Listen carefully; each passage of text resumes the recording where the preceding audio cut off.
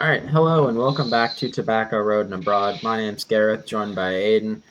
A lot to talk about today, kind of changing of the seasons for us, and for a unique start today, Aiden and I decided we're gonna be starting with basketball. Hell yeah. So I guess we'll start with being State Carolina Channel. We'll talk about the State Carolina game, the game that no one wanted to win. Um, I'll let you start with it because boy, that game was fucking ugly. It was ugly. It was a rough win for the Tar Heels, but it was a win nonetheless.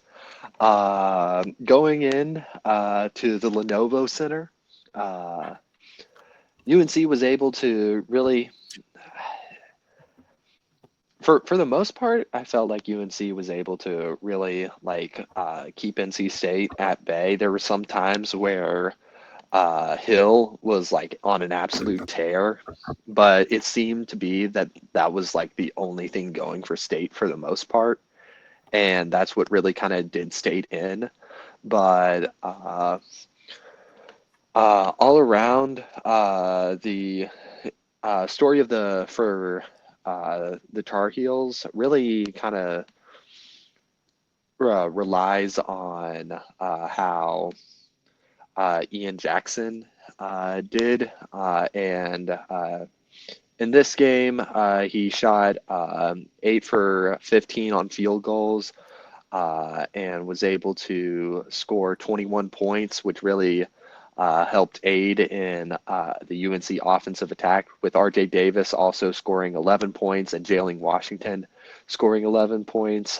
That was a main uh, force behind the shooting attack that UNC had.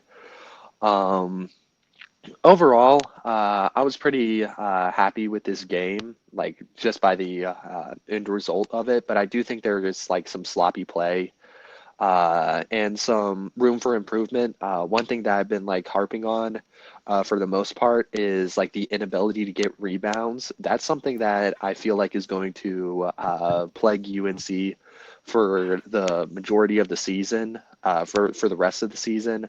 We're not the biggest team by any stretch of the imagination, but if UNC is able to remain hot while shooting, that should be one key to success for victory. And overall, very valiant effort by the Tar Heels. And I just have questions when it comes to rebounds as it pertains to the future, because I feel like as conference play is going to like go on, I do see like our inability to get rebounds and pivotal moments might be our undoing. But overall, I love to see a win against a great rival. Uh, Personally, I believe NC State is not the biggest rival. Like when it comes to like name brands, like UNC NC State doesn't have like the same pull as like UNC Duke. But for me, this game means more. Like as a UNC fan, I'm more vested into UNC NC State than I am UNC Duke, mainly just because, and I've been seeing this before, it's because State isn't considered a blue blood in basketball, and UNC really likes like maintaining that narrative. If UNC is like the one to like kind of keep NC State down, that's what makes UNC fans happy, and that's what like really gets under the skin of like most NC State fans. But the UNC NC State rivalry, in my opinion, is one of my favorite rivalries to watch. And a game like this, where UNC goes into NC State, gets the win, throws the pack down, like I have that's questions about that. yes, Like I don't get like I get it for like Texas, but like the thing is it's supposed to bother like that doesn't bother like State fans. Like our main reaction is like it's funny to do it to Texas because Texas fans like get really upset, but when ECU did it, so it's just like like okay, like if we all planted like a flag at midcourt, I could like understand that, but like of all the things of how that game ended, Wolves down, I'm a little disappointed that's all they could come up with. Like no, Wolves down is amazing. I love it. I know, but it just feels like weird. It is weird, but like It looks like you're it saying you're about to like miss to shoot a man. Like we well, gotta cut that. you see, well, no. You see, the reason why I like Wolves Down so like, yes, I know it plays off the like Texas Horns Down, but like I just like Wolves Down because I don't like the whole like Wolfpack. So like any school that has like a hand gesture, just automatically doing it down is funny. Like with Miami, the U down, like yeah, that's funny. Like There's one school that doesn't work for Villanova. Because when you do an upside down V, it looks very similar to the sign language sign for vagina. So it looks a little odd when you do it. So wait, do they do the V like this? Yeah, they do Wildcats. They V. It's either that or Wildcats, but they do V. And some kid was like, had a game was like V down. And we're like, that just looks wrong. But no, I can understand it, but I'm like, it's V not down, like baby. V V down. down. V down. The V is down.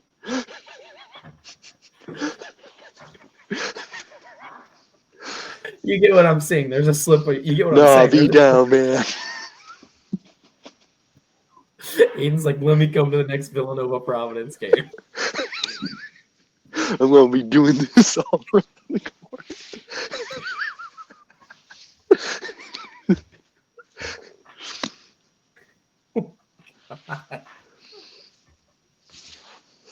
That is. We're a professional podcast. But no, you get what I'm saying. There's a slippery slope here with the hand gestures, particularly for some of the obscure teams. I don't know.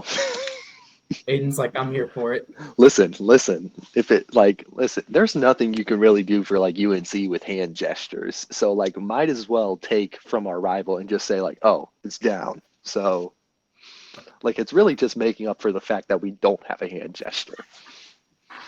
I mean, you do, but the hand gesture just looks like the wolf when people do it. Like they try and do the wolf, but like they try and make it like horns, like I've seen people do, Like, and it just looks. They just do the wolf and then like curl it, and I'm like, that just looks like you're holding up a fist. Like yeah, that looks. I'm sorry, nobody does that here. Nobody does that in Chapel Hill. I think that was a thing a while ago. I don't think that's a thing anymore. I think people realized it looked dumb, but I don't know. I think I have just as many What would questions. Durham be? Like I know this is Durham, so like Well, no, this is for the Durham Bulls because it's Bull City. It looks like a bull. Duke does this though. For some reason. Duke is 4 letters, but Devils isn't 4 letters. The whole reason the Durham Bulls do this is because they can do Bull and then City for 4 letters, and it's like Bull. I've seen that, but I could have sworn I've seen that on like Duke, like paraphernalia, like at least like stuff. I mean, Durham is the Bull City, so I guess they are the Durham school. So like that just looks like you're about to take off your shirt, like.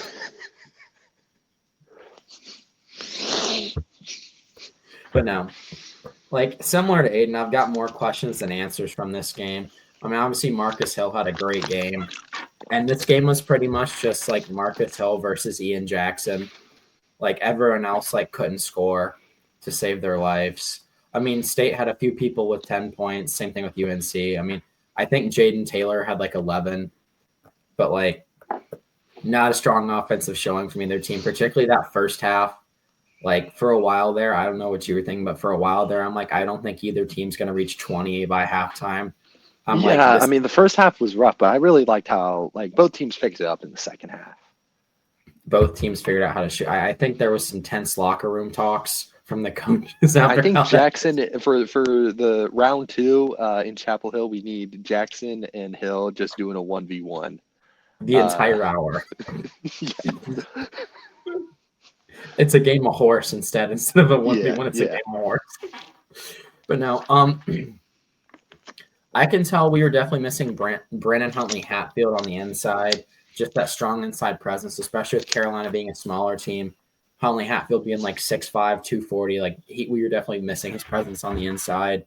But I mean, honestly, he can't really hit shots. He's more there for rebounds. But I mean, at the end of the day, we out rebounded Carolina like 3-1. So that really wasn't like, the biggest of deals. I just think it mainly came down to leaving Ian Jackson open. Because if you take some of those late second half threes out of the equation, that's like. Although the one thing that disappoints me for both teams in this game is with how bad either team played in the first half, there was massive blowout potential on either side. It's just no team could capitalize off the other team's mistakes. Like that really easily, that game could have been Carolina blowing out State or State blowing out Carolina had one team capitalized in the first half. But there were stretches of play where neither team would score for like 4 minutes. And I'm like, really? This is what ACC basketball has come to? I'm like, wow, how the mighty have fallen. I still think, on the whole, in all of college basketball history, we are the best basketball conference. But I'm like, God, I hope none of these other not ACC haters are not watching this game. I hope they're watching another game right now because I'm like, regardless of what happens, yeah, the winners should be happy with a rivalry win. But outside of the fact it's a rivalry win, the coaches are going to be like, we want to forget this game. Like, yeah. I mean, granted, both teams had opened up in the second half. I mean, it's a good ending. But for me, it was just the second half. Like State outscored Carolina in the second half, but for me, just like the offensive showcase in the second half really, in my mind, made up for like the very lackluster first half. Like, when it put comes your to mind just, at ease. Hmm? Are you saying like put your mind at ease with the stuff you saw in the first half? Yeah. Like if the story of the second half was the same as the story of the first half, I'd be a little bit more skeptical of this win. But the fact that like both teams picked it up in the second half really kind of like, I guess, like makes this win a little bit more appealing than it probably should be. Yeah. I will say, again, the issue, I will say this is the one game I'll give it to Keats. His second half adjustments, the one time he actually makes them, are good. Like when Keats makes adjustments, NC State can hang. The problem is when he doesn't make adjustments. Like first half, his whole plan was to get Carolina out of rhythm, and that worked. But the problem is he couldn't capitalize off Carolina being out of rhythm. That was my main thing. Is just people weren't hitting. Well, no one was hitting shots in that building. But like my main thing is like we're able to like script things defensively where we can get teams off their rocker. It's just we can't like turn it into points at the other end. Yeah. But my main concern for this game is what we drew up on that final play. Unlike football, basketball, you can take 2 consecutive timeouts. You can take back-to-back timeouts. Yeah. My main complaint is, okay, the final play of the game, it's clear it's going nowhere. Okay, some called plays don't work. I'll give them that, Carolina put in a great defensive shift the first 10 seconds of that final 28. Keats had another timeout in his back pocket. When it was clear it wasn't going anywhere, with about 11 seconds left, Keats should have called his final timeout. And I know Keats is one of those people who likes to trust his players. And I get that, okay? As a coach, it is like a good sign of respect to trust your players. I know last year, not as much with Providence this year, but last year for Providence, Kim English's whole thing was he wanted to give a chance to the team to dig themselves out of stuff. And in certain games, that helped the team. Like, the other team's on a mini run. They're on like a 6-0 run. Rather than, panicking and calling a timeout, he'd let the team try and fight it out. But if it stretched like 8-0, 10-0 run, that's when he'd call the timeout. But I think in an end-of-game situation where Carolina comes out in something that's defensively sound and clearly, like, they had an idea, like, it's kind of obvious who our scorers are on the team. And when they've, like, shown that, not predicted, but when they've kind of like, ruled out certain possibilities and it's clear that Carolina kind of understands where we're trying to go at the end of the game, call that other timeout and draw something else up. Yeah. Like we've got other people on the team who can shoot the ball. Jaden Taylor was shooting lights out, but he was shooting like 50% from beyond the arc. I mean, yeah, he took like maybe 6 threes, but he's still doing decent for the day. Why not look for him? I know he's the one who ultimately ended up driving into contact for no reason at the end of the game, but find him on the perimeter. It's a rivalry game. If something's not open, kick it to him and just let him shoot. Yeah. Like overtime's great and all. It's free basketball, but if it's a rivalry, go for the dagger there. Like I know they're trying to get, they're trying to do like the what's it called, analytical thing, and just get the two, send it to overtime, play another day. There were several opportunities to kick it to someone on the perimeter for a three. It's a rivalry game. Fucking take it. Yeah, I'm sure that ending, I was very confused with that ending. I'm sure if Carolina were in that position, they had a wide open three. I'm sure you'd have been like, it's a rivalry game. Fucking take it. Dagger it. Like, don't send the shit to overtime. Dagger it. Like, But alas, Keats didn't use his timeout. I hope, Keats at least learns from this. God forbid he will. And I will cut the man some slack. He did just go to a Final Four last year. So this could kind of sound like really spoiled of me complaining about not doing well this year. But a lot of my frustrations in that Carolina game are about stuff he did last year, fixed for the ACC tournament in the run, said he was going to continue fixing this year, and then didn't. Yeah. And I know there's two main schools of thought among state fans. There's people who are like, wow, you're giving up on Keats already. And there are people who are like, no, I'm not giving up on Keats. It's just he fixed some things and showed us his potential last year. He showed us he can do a lot with a little. Yeah. But the issue is when he reverts back to his old ways. And I'm not saying his old strategies never worked, because they did. His first few years at state, we were solid, mainstay in the tournament, made the tournament the first 3 or 4 years of his tenure, would beat ranked teams, could win road games, we'd stay in games we weren't supposed to stay in. We'd beat teams we were supposed to beat. But now it's like, it's clear that he doesn't have the players to run his system.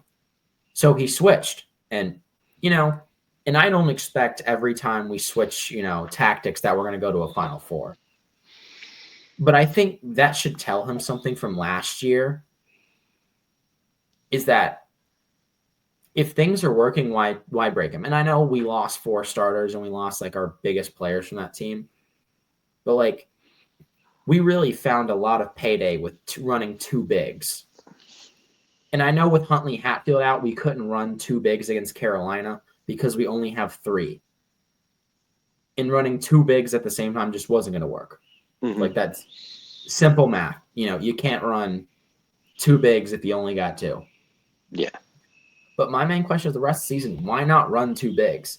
That worked wonders in the March tournament. And I realize, people are probably saying, Gareth, you had a 300-pound defensive tackle in the paint. You really only needed 1 last year. The second one was just out there for rebounding. But like, yeah, Burns is great, but Middlebrooks, great post moves. Why not pair him with someone like Huntley Hatfield? Yeah, Huntley Hatfield doesn't have quite the girth that DJ Burns has. But Huntley Hatfield, when he's hot, has got that nice soft touch that Burns does. When he's hot, I'll give you that, because when he's not, it's not. But, I mean, I don't think it was a poorly played game by State. I think the adjustments they made in the second half were great. And whenever Carolina would go on a run, we'd pull back into it. Or whenever State would go on a run, Carolina would pull back into it. It was a very balanced game. I will say I'm excited for the second iteration of it at Carolina. Definitely.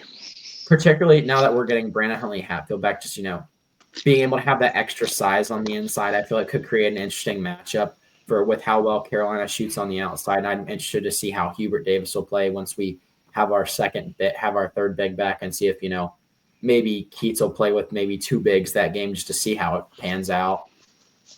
But, I mean, obviously it was frustrating. I mean, I can't complain. It was a close game. I mean,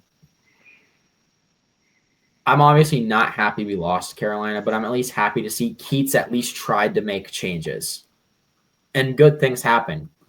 Keats made changes. We cut into Carolina's lead and started making shots. Maybe the defense suffered a little, but also Ian Jackson just started catching fire from 3. So that's all I really have for that game. I guess I'll make an obligatory Providence notion. I really don't know what to say. I mean, this team is kind of like bipolar. I mean, one game they look super, super competent, and I'm like, damn, If they played like this every game, we'd be ranked. And then there's another game where I'll be like, man, we can't get back on defense after a made basket. Like, yeah. So all I'll say about Providence is I'm just disappointed. We had one of the top classes in the portal, and these guys are not good. Like we had a top 25 portal class. I think we may have even been ranked higher than like several good ACC teams that are considered possible ranked material this year in terms of the transfer portal class. And it's somewhere to state, and these guys can't hit shots, but it's not like NC State where they're at least missing shots they should miss. Like State, no, they struggle with 3-point shooting, okay? It's 3-point shooting. You're far out. There is no reason Providence should be below 50% on layups. Like, there is absolutely no reason that should be a statistic. Yeah. There's absolutely no reason we should be shooting below 60% from the free throw line. There's absolutely no reason we should have people getting beat back on defense off of a made basket. I'll give it to you once when they sneak someone down the court, okay. But the fact it's happened several times, for me, is the main thing. And I know a lot of the older Providence fans are like, we just need a shooter. No, we need fundamentals. We don't need a 3-point shooter. Providence needs fundamentals. And we did see that a little bit in the Seton Hall game. And let me think back. What's the other game I'm thinking of? Seton Hall game was solid. I mean, Seton Hall, bottom of the barrel, Big East games. But Big East, in my opinion, the Big East and ACC are similar in like no conference games are given. Even home conference games against inferior opponents, nothing's given. Like the ACC, we've seen crazier happen. But in terms of Providence lately, it's just not looking good. I definitely think NC State's not there yet. They're getting close, but I will say Providence is getting to the point where it's survive and advance time, as in like we either need to win out to make the tournament or we need to, win the Big East tournament. I will say this Providence team has the potential to do that after, being up 12 on UConn at the half on the road. Yes, they squandered it and lost by 2, but still, I mean, they're the number 11 team in the country.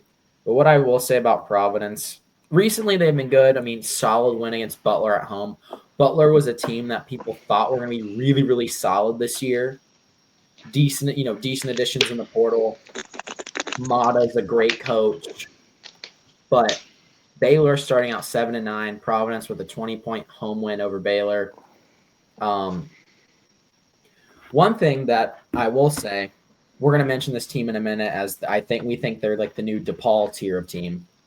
Bensley Joseph, transfer out of Miami, Florida, he's been really the only consistent scorer from Providence outside of the true freshman Mila, who has been good. Mila, true freshman. I know after the team went on a slide, there was a social media outcry to give him a chance. And, of course, all the armchair coaches were like, put Mila in. He'll do this. He'll do that. And for once, they were right. I'll give them that. But I will say it's nice to see all these freshmen and lower classmen getting starts for Providence, especially with our veterans being really inconsistent. Someone has to step up. I mean, obviously, this team has a bright future, but this season's not looking too good. So that's all I'll say for Providence. Where should we go next? Do you want to keep it in the Big East and talk about tonight's game? Aiden and I feel strongly about this game. Yeah. We have no horses in the race, but Aiden and I feel do. I do. I predicted DePaul to win the Big East. That's one of my dark horses. And guess what? They're 0-4. I think they're the best 0-4 team in the Big East right now. DePaul's had a hard conference schedule to start out. DePaul's been playing it close. And Aiden and I were talking about this earlier. This DePaul team reminds at least me a lot of the NC State team last year. Hot and cold. Shooters. It's like that meme where it's like, oh, what I would give to be the inconsistent 3-point shooter on a 12 seed March Madness who catches lightning in a bottle in March and just turns into a national sensation in March because he just figures it out. He gets it now. Yeah. That's kind of how DePaul's 3-point shooters are. One night they look like prime Steph Curry. The next night they look like you on your elementary school playground trying to shoot the ball from fucking Kentucky. So I'll let you lead off on this one since I know I talked a bunch of biggies. So I'll let you fill everyone in on what happened in this DePaul Marquette game. DePaul, in the heat of battle, in the heat of controversy, brings it into overtime with Marquette.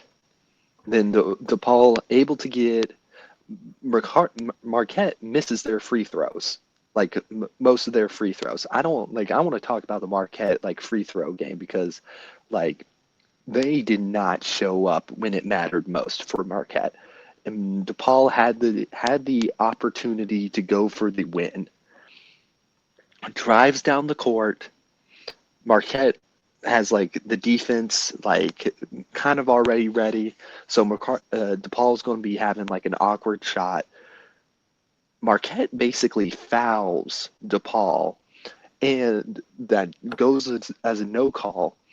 The ball bounces off one of the Marquette players' shoes, and then it's ruled in favor for Marquette, and that basically kind of sealed the game for Marquette. I was very disappointed when I saw this. It was just a chance watch on my end. I didn't have this game lined up as something I really wanted to watch. It was just something where I was like, hey, I have nothing to do. I'm eating dinner right now. Might as well throw on some college basketball to I got the 4 screen setup you get on YouTube TV where you have different games going on at once, and I like looking at all the games so I could really fuel up to see if I can find some interesting games to talk about. And that was this game. I was not expecting DePaul to show up at the caliber that they did show up. They had my attention, and they have my attention right now. They've been playing some high quality Big East basketball, but it's just not been showing right now. And I think eventually they're going to be getting it right. I think this loss is going to light a fire under them, and I do think they're going to be making a little bit of a. I'm no weatherman, but I'm predicting it to be raining threes for DePaul, and I'm sensing there might be a run in the future. I don't know if I'm alone in this, but that's just my opinion. I do think there'll be some weather in the garden, if you know what I'm saying. When it comes time for the Big East tournament, there'll be some weather in the garden for DePaul. There'll be some weather in the garden. Because, hey, the Garden, they just figured out last year, that DePaul team almost beat Villanova. They took it to the wire with Villanova. And, yeah, questionable calls in that game, too. But all I will say is, as someone who's now followed Big East basketball, I started following it my senior year after I committed to Providence to swim. I noticed, I used to think, one of my friends in elementary school was a Marquette fan, being from Wisconsin. Will Blanford, do you remember him? His family are Marquette fans. I thought he was an Indiana fan. One side of his family was Indiana, the other side was Marquette. Yeah. At least from what he told me. Marquette, I just thought, they were just chill guys. I'd see them in the bracket. They're a chill 8 seed most of the time.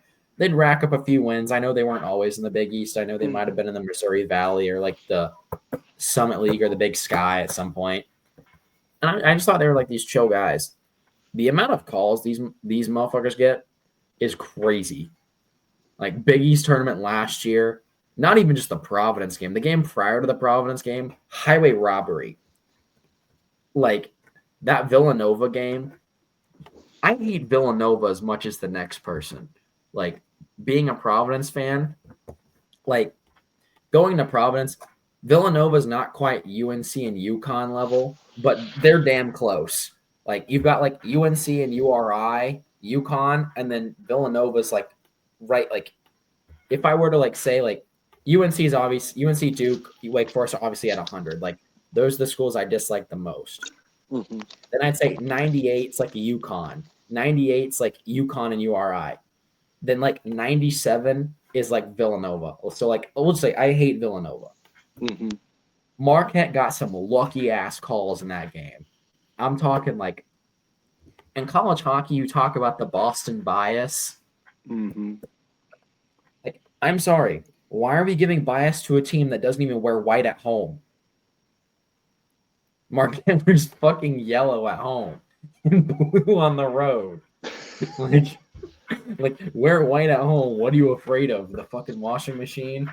Just if it gets sweaty, use bleach. Like, come on. But no, that game certainly that was just kind of the embodiment of like Marquette basketball the past few years.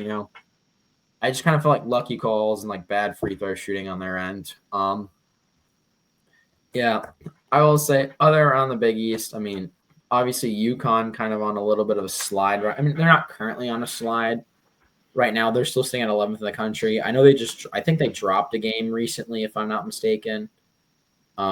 They most recently just beat the brakes off of Georgetown, which Georgetown, not in preseason, but as of late, it's been kind of a trendy pick for the Big East. But Georgetown's been, kind of off and on. Okay, I will say they did make it. Georgetown did pull back and make it close in the end, and UConn won 68-60. But previously to that, last week, Villanova did get the home win over UConn. Villanova is a team that was kind of the laughing stock to start out the year. They had a really rough start to the year. Like Kyle Neptune's job was on the ropes there for a second. But, Villanova, they did pull through. Eric Dixon kind of, does it all for that team at this point. Eric Dixon had almost half of Villanova's 68 points that game. Eric Dixon, in my opinion, is probably going to be the Big East Player of the Year, if not for Kadari Richmond at St. John's. So that's that. Another game I'll highlight, I guess, while we're in the Big East before we move on is January 14th. Great game tonight. I will say this. I got a chance. I was switching between the Providence game and the Marquette game. In case you missed it, St. John's took on Georgetown in one of their few games they get to play at the Garden this year, prior to the Big East tournament. St. John's was down 15 to Georgetown at home, but was able to come back and win 63-58 over a scorching hot Georgetown team. Like this Georgetown team, they took it to Marquette on the road. They beat a trendy Xavier team. Beat Seton Hall. This is a team that's beat Georgetown. They have some solid wins to start the year. I mean, they start off a little slow, but they had some solid wins kind of, mid-year. But I'm going to go out on a limb here and say, and I'll throw an ACC team in here too. The St. John's disrespect as of late, it's kind of been crazy. They're 15-3, couple ranked wins, several quad one wins, and they're not even ranked. They're at 15-3. Another school in this boat, and I hate this school, so this is going to mean a lot coming from me. Wake Forest. Aiden dislikes Wake Forest too. We think the Wake Forest disrespect's kind of crazy right now. Absolutely, absolutely. I wanted to give a little bit of love to some of the ACC teams that I feel like haven't been getting that respect. And on top of that list, in my opinion, is Wake Forest. I'm not going to lie, Wake Forest is a team I'm not looking forward to going up against. They've racked together like some pretty solid wins as of late. That win against State was pretty dominant. Only my real concern with them has just been kind of their performance when it comes to like the bigger games. Like Texas A&M just did not show up for that. No offense whatsoever. Unable to get like real substantial shooting against Texas A&M, and they're really not being able to close it out with Clemson was another thing that I think something that's really been holding them out from, I guess, the national limelight. But overall, I'd say like Wake Forest is definitely a team to look out for. Hunter Salas, he's very solid like field goal percentage. He's somebody that I think like you got to look out for because on a any given night he can like just catch fire. So Wake Forest is definitely an ACC team that I feel like needs to be getting more respect. And like when it comes to like the four corners of North Carolina basketball, like I remember reading like there's this book that I read like called The Four Corners. It goes in depth in like the history of like North Carolina collegiate basketball. Great read. If you could find that somewhere, I recommend buying it. I'm probably going to be, I remember reading it in the library one time. I need to buy that. Just absolutely great book. And really goes in depth on like the history of UNC, Duke, NC State, and Wake Forest basketball. Growing up, I've always like I don't like Wake Forest, but I feel like we need to be giving Wake Forest its respect this year, and they're going to be demanding it this year, like come tournament play. Other teams that in the ACC that just we haven't had the time to cover. I want to talk about Clemson. Clemson's been absolutely dominant, and Louisville. What the heck has happened to Louisville? Louisville has turned it around. Earlier, UNC lost to Louisville in conference play, and I was like, this is a bad sign for UNC. But now, just seeing how they've been, Louisville's been like playing in conference as like it progresses. I'm not necessarily ashamed of this loss because this Louisville team is really, really good. 13-5, 6-1 in conference play. Louisville is a team you got to be looking out for right now. Um, just overall, that like I remember able to get the rebounds, really tough in the paint, and also having like a elite field goal percentage with James Scott. He's been able to like really like catch fire. Like it says like his field goal percentage when he is shooting is like 82%, like just absolute crazy numbers. But just looking at the full team statistics and breaking it down, just overall, really, really solid performances. Offensively speaking, with this Louisville team, Louisville's a team that I would dread playing right now, especially in conference play, because they're definitely going to be name we got to be looking out for in March. And Clemson has been kind of turning it around as of late with a like kind of uh, adding life to their basketball program, and I'm really liked what Clemson has been able to do as of late. They've been able to get some pretty solid wins.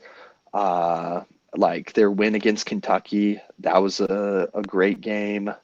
Uh, have a solid win against Wake Forest and just other really important conference matchups, like just being able to like close out. Like they've been able to win the tough games with like Florida State. That's a real scrappy team. Georgia Tech, that's another real scrappy team that you got to look out for. I know they're on like the bottom half of the conference, but you have to look out for them and you have to respect them. And Clemson is showing that respect, which is why I'm really high on this team. Uh, Only real like downside, it's like not being able to close it out with Louisville, which is understandable just because like Louisville's been Louisville as of late. So um, overall, like when it comes to the top half of the ACC, it's might not have been getting the national respect that it is used to as of late, but I still think there's a lot of solid tournament caliber teams that we need to be talking about. Yeah, and the issue is it's trendy to hate on the ACC. Like it's kind of how like the SEC teams talk about, you hate us because you ain't us. And I feel like Mhm. that's kind of the thing with the ACC, where it's like, I mean, obviously the ACC SEC challenge is just a fucking shit debacle this year. But like, I feel like it's trendy to hate on the ACC. Like every like even years where we have like 10 teams in the top 25, they're always like, oh, we're only going to take 4 ACC teams this year. No, you're not. No, you're not. Like, I'm sorry. they're going to take at least 5 from the ACC this year. Regardless, they're taking at least 5, maybe 6 if they have an outlier win the ACC tournament, which, as we saw last year, crazier things have happened. So, this ACC is still very, outside of Duke, I think there's a lot of teams that could be within those 5. We're still only 5 games into conference play, and even Louisville, who's 6-1 in the conference, they've played a lot more conference games than other teams, but I know NC State's getting close to start on advanced time. They've only played 5 of the 20 conference games. We've got 75% of conference play left. This could very easily be turned around. Now, we can make very few mistakes at this point. We're not going to be able to afford the same mistakes as other teams have been able to make. But we can still make a few hiccups here along the way and still, I think, be a tournament team. But from there, I think Aiden and I have kind of talked about kind of our unnoticed. And I think we'll make part of our college basketball. We'll just make it a recurring college basketball segment. Every week we'll talk about what we think are unnoticed or our sneaky teams. I think on the flip side of that, we should do our overrateds. How teams that we think they could still be fantastic teams, but just teams that we don't think are all the hype. Number 1, I'm starting out with, the armpit of New England, the UConn Huskies. I'm sorry. If you are down 12 to this Providence team at home, you are nothing special. I don't think UConn has a ranked win right now. They got housed they lost to Memphis. They then got housed by Dayton. And no shade to Dayton. Dayton's a solid tournament team, in my opinion. But just UConn's and obviously, anything's going to look like chicken shit compared to the last 2 years from the repeat. But at least from my opinion on the Big East end of things, I think overrated for me would be UConn. Do you have any teams you'd like to add to this? I think when it comes, I don't have a team that I necessarily think is overrated per se, but I still need to bring it to the SEC because right now, national consensus is the fact that the SEC is the basketball conference right now. We when it comes to they dominate the top 25, they are just a force to be reckoned with. I'm still not necessarily high on Tennessee. I know, you might say that Florida game was a fluke. Maybe that Florida game was embarrassing. A top 10 team, I'm not going to be bashing on Florida. Florida's a damn good team. I don't want to be facing Florida. UNC faced Florida, and that didn't end so well. But just an absolutely abysmal performance against Florida, and they barely were able to sneak out the win against Texas. That Texas game was a little bit rough, and I don't know if this Tennessee team is going to be ready for a deep run in conference play, and I don't think they're going to be ready for the SEC tournament, in my opinion. I think there's a lot of high points with this Tennessee team. They can turn it on any given night, and they have an absolutely brutal conference play. And they've been able to do good so far, in the fact that they were able to get a solid win against Arkansas. Arkansas is a pretty good team, and they were able to get that win.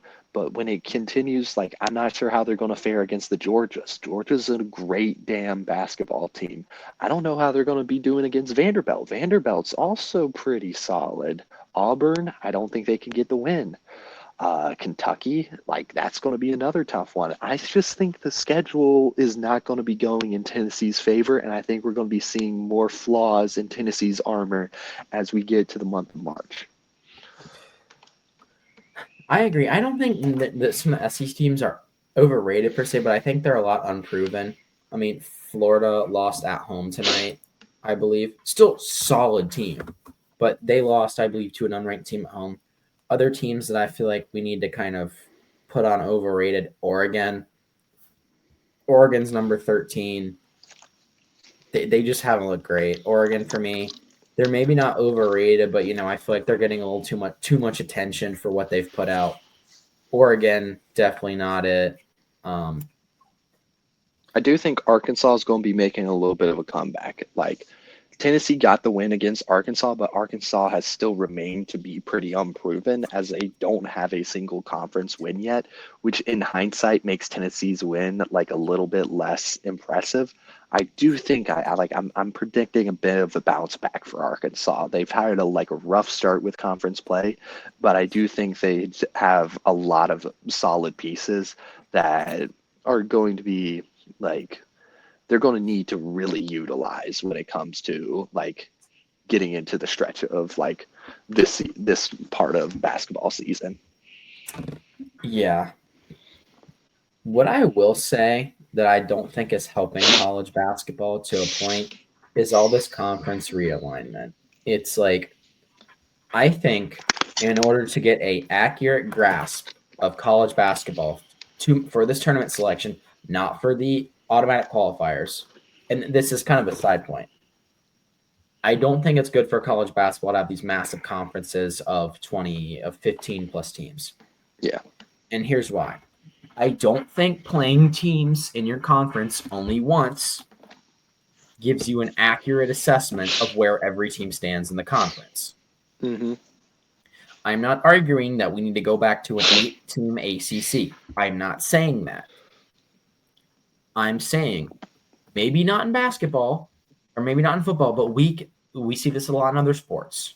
Maybe we have split membership for conferences. For example, Akron, MAC team through and through, plays Big East soccer and softball. Where else? Boston College, ACC team through and through, Big East hockey. Where else? Field hockey, Providence, field hockey. I don't think there's an ACC in the field hockey. I think they all play in the Big East. Wait, no, there's not. There is an ACC in field hockey, but some of the ACC teams play in the Big East for field hockey, just to keep conference sizes similar. Yeah. I think for basketball, to get an accurate representation of how things are, you need to play every team in your conference twice, home and away. And whether that mean we get rid of some of these, not exhibition games, but, get rid of some of these non-conference games, I don't think we should. I think that kind of lets us kind of, a gut check on where we are as a conference. But I think in college basketball, we need to go back to 12-team, no more than 14-team conferences. ACC. I think the ACC in particular needs to go back to 14. And you're saying, well, Gareth, there's 20 ACC conference games. What do you do? I'm not saying get rid of, the, what's it called? The Copacabana Invitational at Christmas. No. I'm not whatever invitational. I'm saying, maybe we eliminate,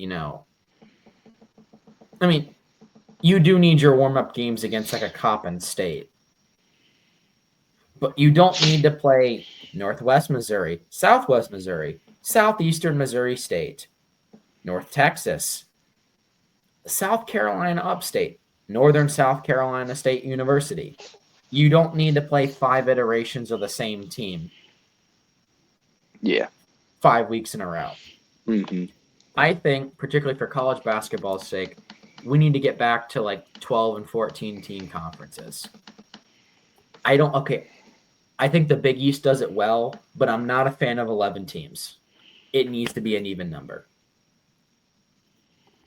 And I realize, Big East teams, being an even odd number, there'll be some weeks where you only play once. There'll be times where you won't play for a week and a half. I think what would make it perfect is you play 12 is you have 12 teams, okay? You have 12 teams. That allows you to play 20 conference. Excuse me. That'll let you play. So 12 teams, 11.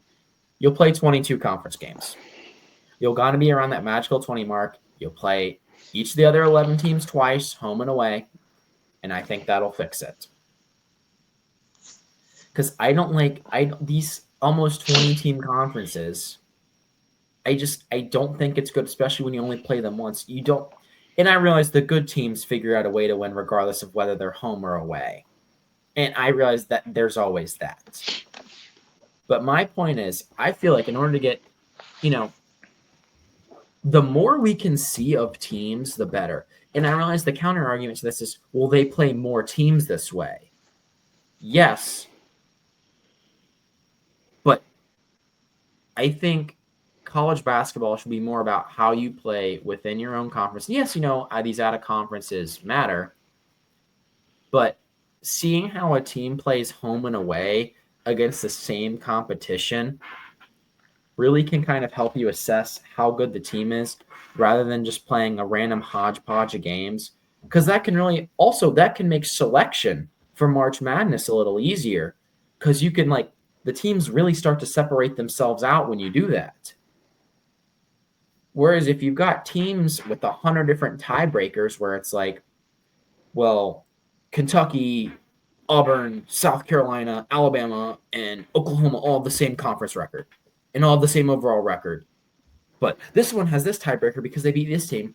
But because there's so many of them and, they played these teams closely, we go against their they all played Copp and State in the preseason, so we'll use that too. No, I don't think we need to be having all these tiebreakers. Just home and away in the conference. Home and away. Okay, maybe you have a team. Maybe you have a 15-team conference. You play a few teams once or twice. You play a few teams once instead of twice.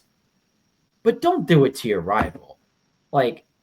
State playing Duke once in a season? No. Play them home and away. And does Carolina play Wake once or twice this year? Let me check. Because if it's only once, I know Wake's not your biggest rival, but they're a part of the Big Four. They're a part of the heart of the ACC as a basketball conference. 90% of the ACC's national championships come from those four teams. Play them. You don't need to play Stanford and Cal twice. I'm sorry. Okay. I don't care if we lose in some heartbreaking fashion on the road to Cal. Give me a second Duke game. I don't care if it's a game where it's damn, State got robbed. I want a rematch. No, I'd much rather play Duke twice. I'd much rather play Wake twice, and I'd much rather play Carolina twice. I feel like the world works better when it's that way. When the Big Four play each other twice.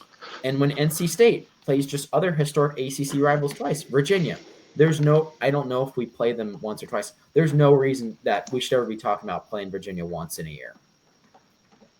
Same thing with, for instance, where I'm spitballing at this point, but you know what I'm saying? We should be playing Clemson twice, not once. I'll get off my soapbox for that, but I really think we need conference home and aways. It's just, you see the team against this. I know while it's against the same teams, you can see how much home field advantage affects this team. You can see them in more of a variety of environments. There's less travel. There's less wear and tear on the players by just doing a home and away. We're not shipping, UNC out the Cal twice. So I don't know how you feel about that. That's just a rant that you're probably going to hear several times throughout the season. But I think it's just stupid that you don't play college football. I get. That's just the nature of football. Football's going to beat you up. You don't need to be playing the same team twice. Yes, home field advantage is the same thing, but we are already squeezing the most out of college football that we can in terms of games in a season. I don't think we can play that many more games without increasing injuries. Absolutely. College basketball, low impact. I mean, obviously, there's some stretches where you play an unhealthy amount of games. Like NC State's Casey Morsell from last year was interviewed. Like he's now a sports broadcaster for the ACC network. He was asked by several other of his co-stars, how did it feel to play 5 games in 5 days and then have to go play in the NCAA tournament? He could have been joking, but he said he was still sore clear into September. He still had muscle tightness from that 5-game stretch clear into September. Mm-hmm. And I realize, being the 10 seed in the ACC tournament, you're asking for that at that point. Like, and I'm sure he said he was happy to do it, and he's like, I don't even think about complaining about that soreness because he's like, that's a moment I'm going to remember for the rest of my life. He's like, if I'm still sore at 80, he's like, it reminds me of a happy time that I had playing basketball with my friends where we went to the Final Four. Mm-hmm. And it's a cool story. But when it comes down to like sports safety and stuff like that, I think cutting down on the amount of travel and just conference games and just, shrink it to, you play everyone twice. I think that's the perfect sweet spot. Sorry, a little bit of a rabbit hole topic there, but I feel like that just had to be said. Yeah, I mean, I feel like we need to utilize the beauty of basketball to its advantage when it comes to making schedules. And we're in a realignment era that is geared towards football and it's not geared towards basketball. So something needs to happen where we need to create like conference structures that are very much that cater to the culture and to the beauty of basketball.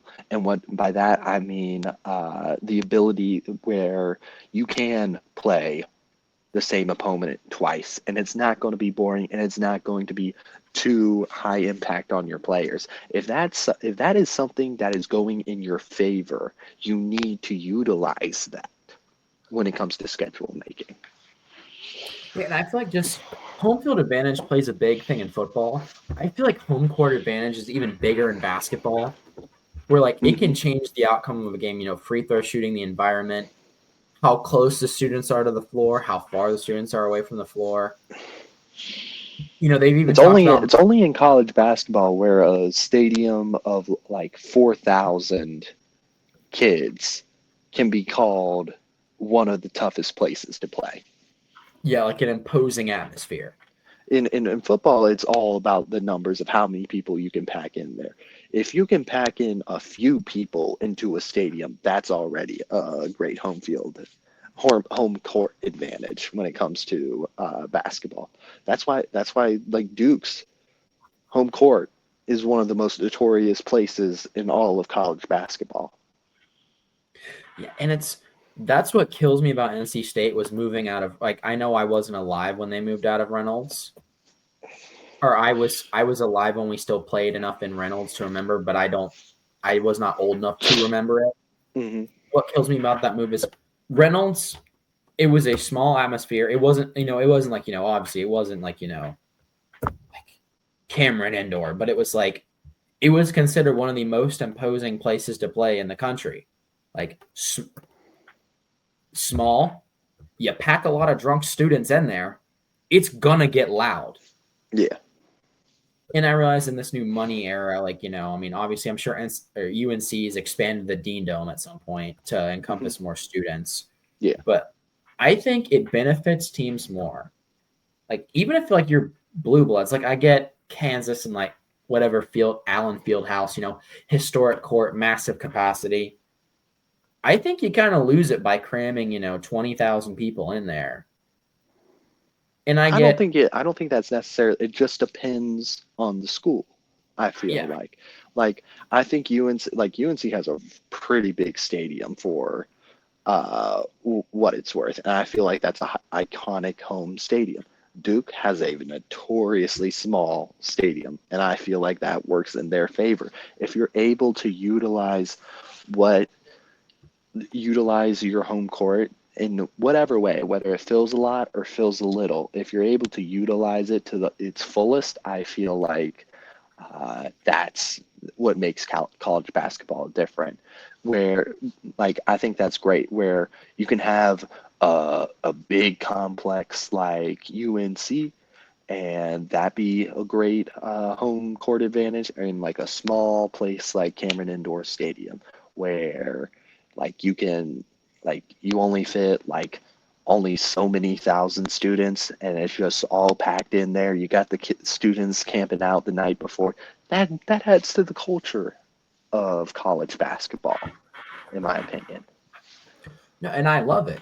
It's like I just don't think it worked for state in the sense that when they moved to what was the PNC Arena and now the Lenovo Center, it's just like that's a very corporate.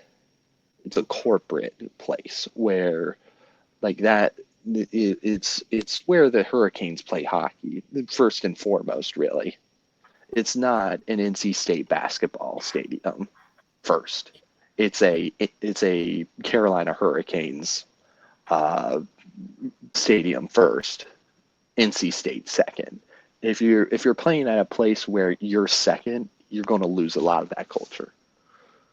now it's still they still do fill it up, and the students like it is still close enough to campus, and it does fill up. Like people still like we have no problem filling it up.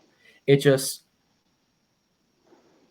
the whole reason we moved there is because they wanted someone. I don't know if it was necessarily they wanted someone to share with the Hurricanes, but we moved there the first season the Hurricanes played there, and I think it's dual purpose.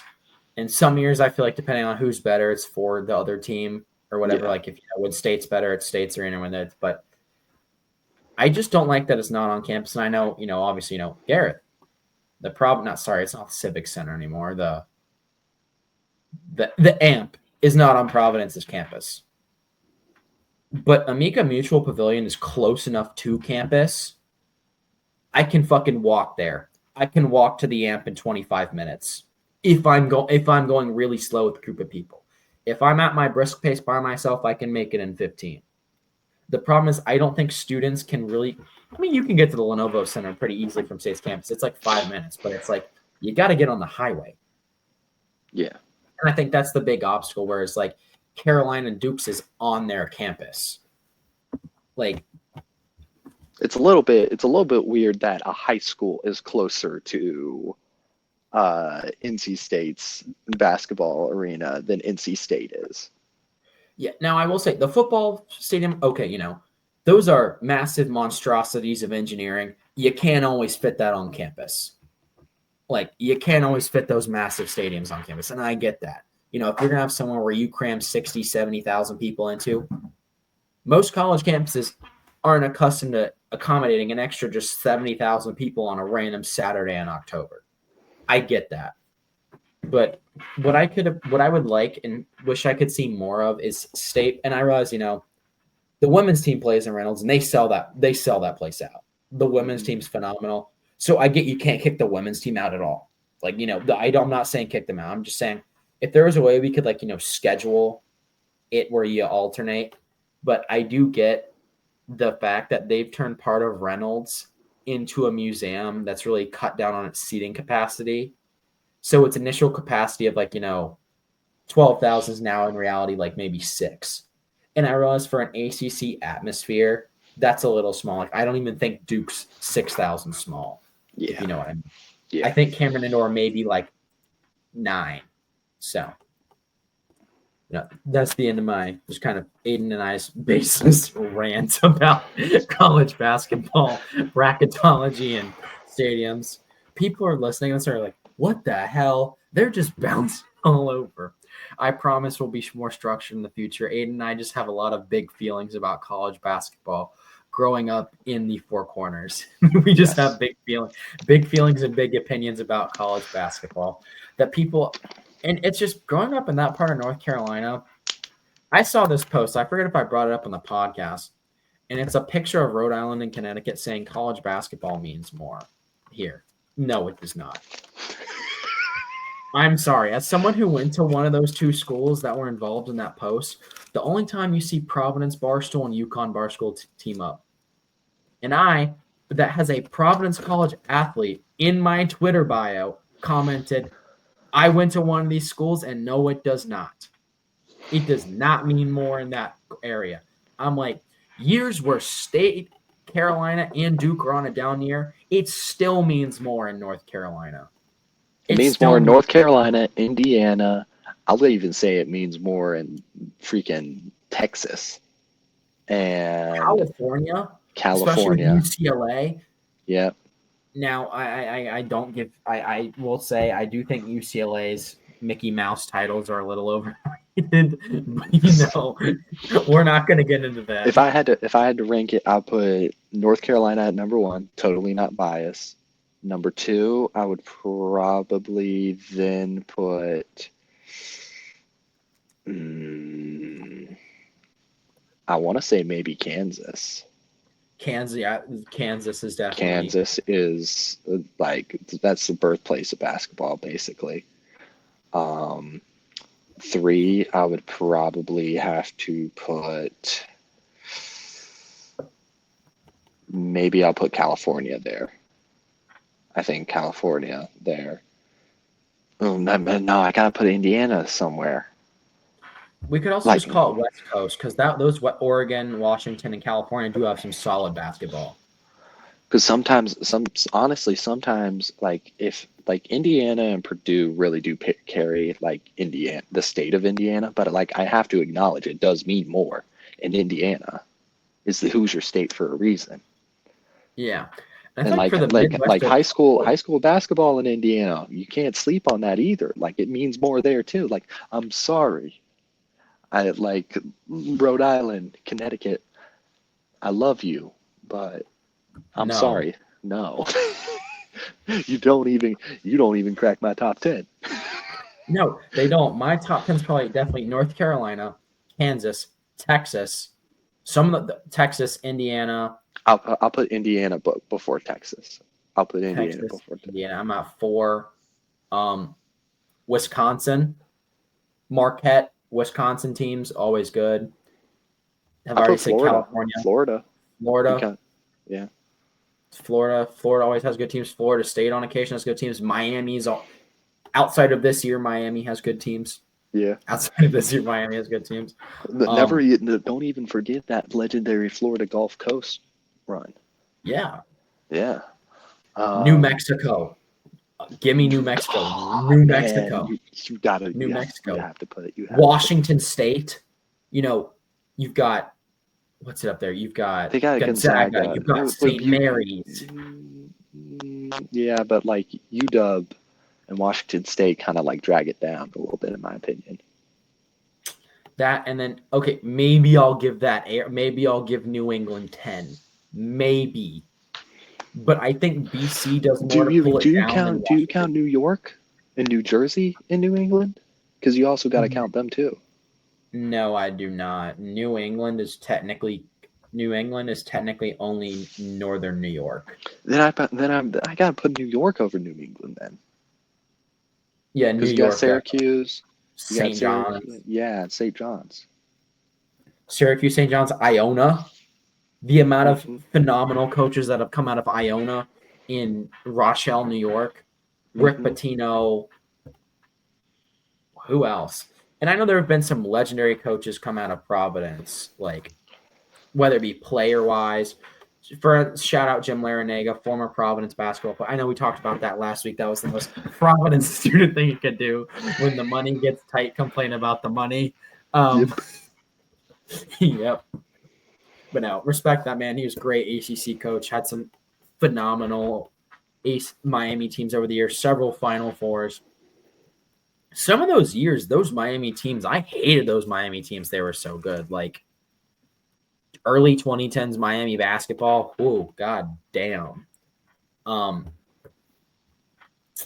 but yeah, no, I don't think it is. I just think, like I said, growing up down here, and I'm sure we'd say the same thing if we grew up in Kansas or New York. I just don't think it means like obviously historic teams in those areas, UConn, Providence, even URI to an extent's a historic team. I mean, obviously where Dan Hurley, the UConn coach, was before, but I just think growing up here, Aiden and I are very opinionated about college basketball.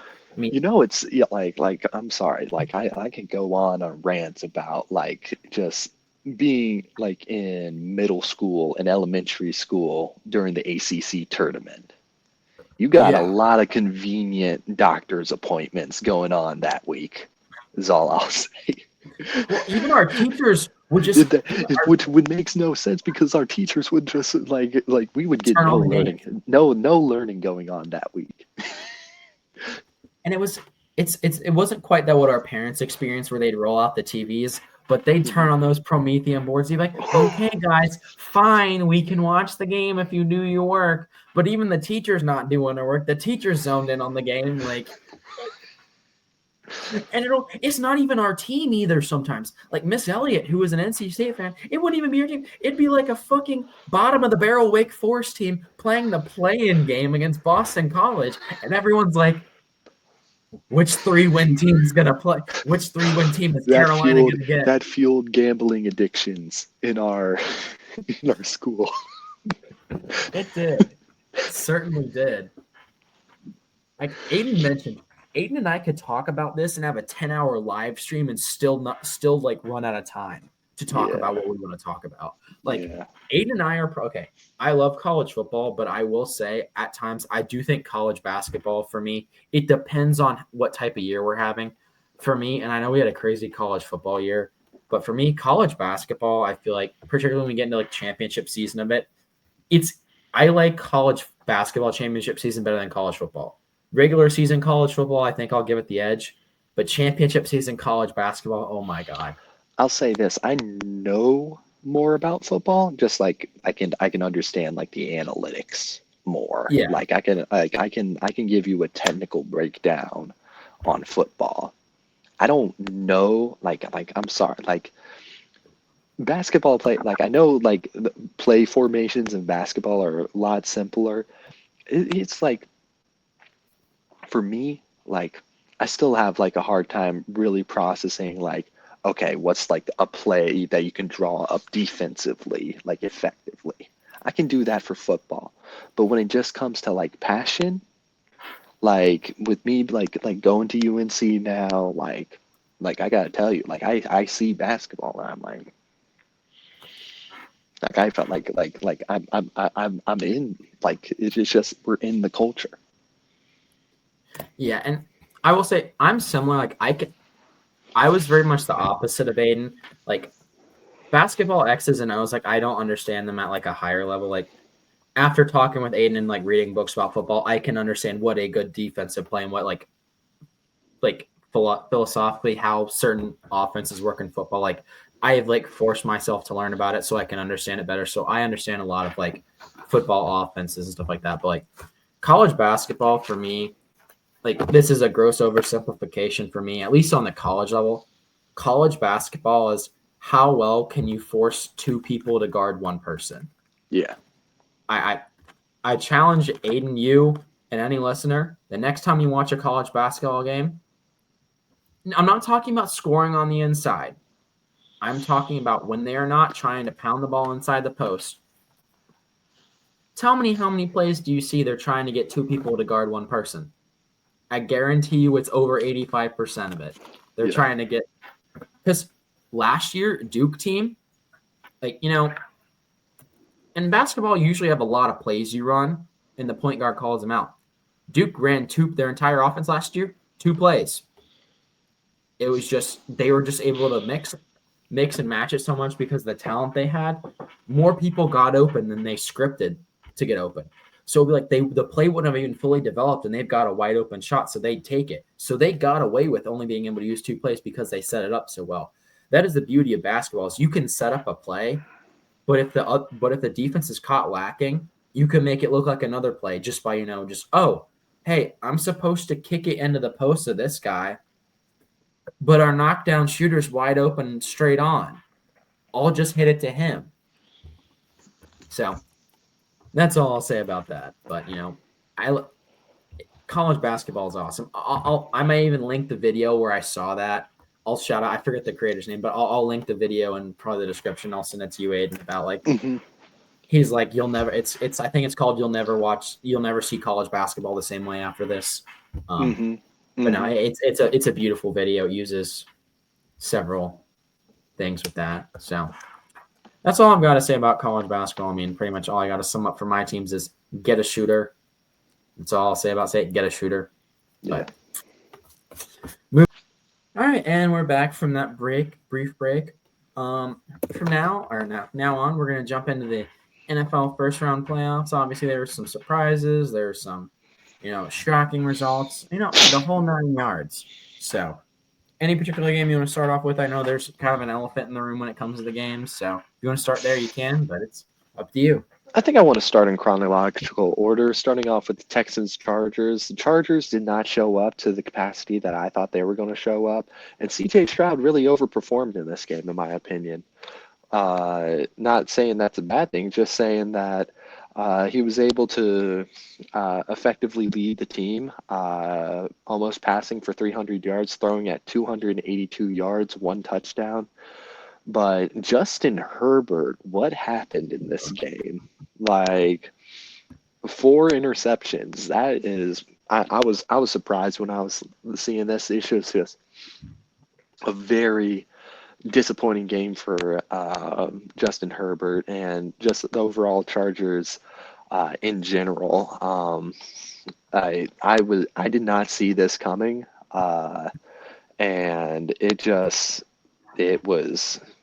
was bad. Like it got ugly, like really really quick after the first quarter. Overall, just uh, very disappointed in how the Chargers performed, but the Houston Texans proved to me that they have a lot of life in them, and I think they're a very dangerous team going on into the playoffs. I know they play the Chiefs. We're going to be going into what we think the matchups are going to be like, but just that's just my takeaway from this first game. You got any takeaways? Yeah, I saw people giving Justin Herbert a lot of grief about this game, but what I will say in terms of this is Justin Herbert has spent the last greater part of the last 4 years essentially carrying this franchise, at times being the only watchable part of this franchise that I feel like, and I know this was in the biggest stage, like, one of their biggest games in the last 5 years, but you've got to cut that man some slack for all he's done for this organization the past 5 years. He can have a bad game, okay? He threw, I think, 3 interceptions all year and then threw 4 in that game. So that man was pulling double time shifts for 4 years for this team. So I think he gets a pass for this game.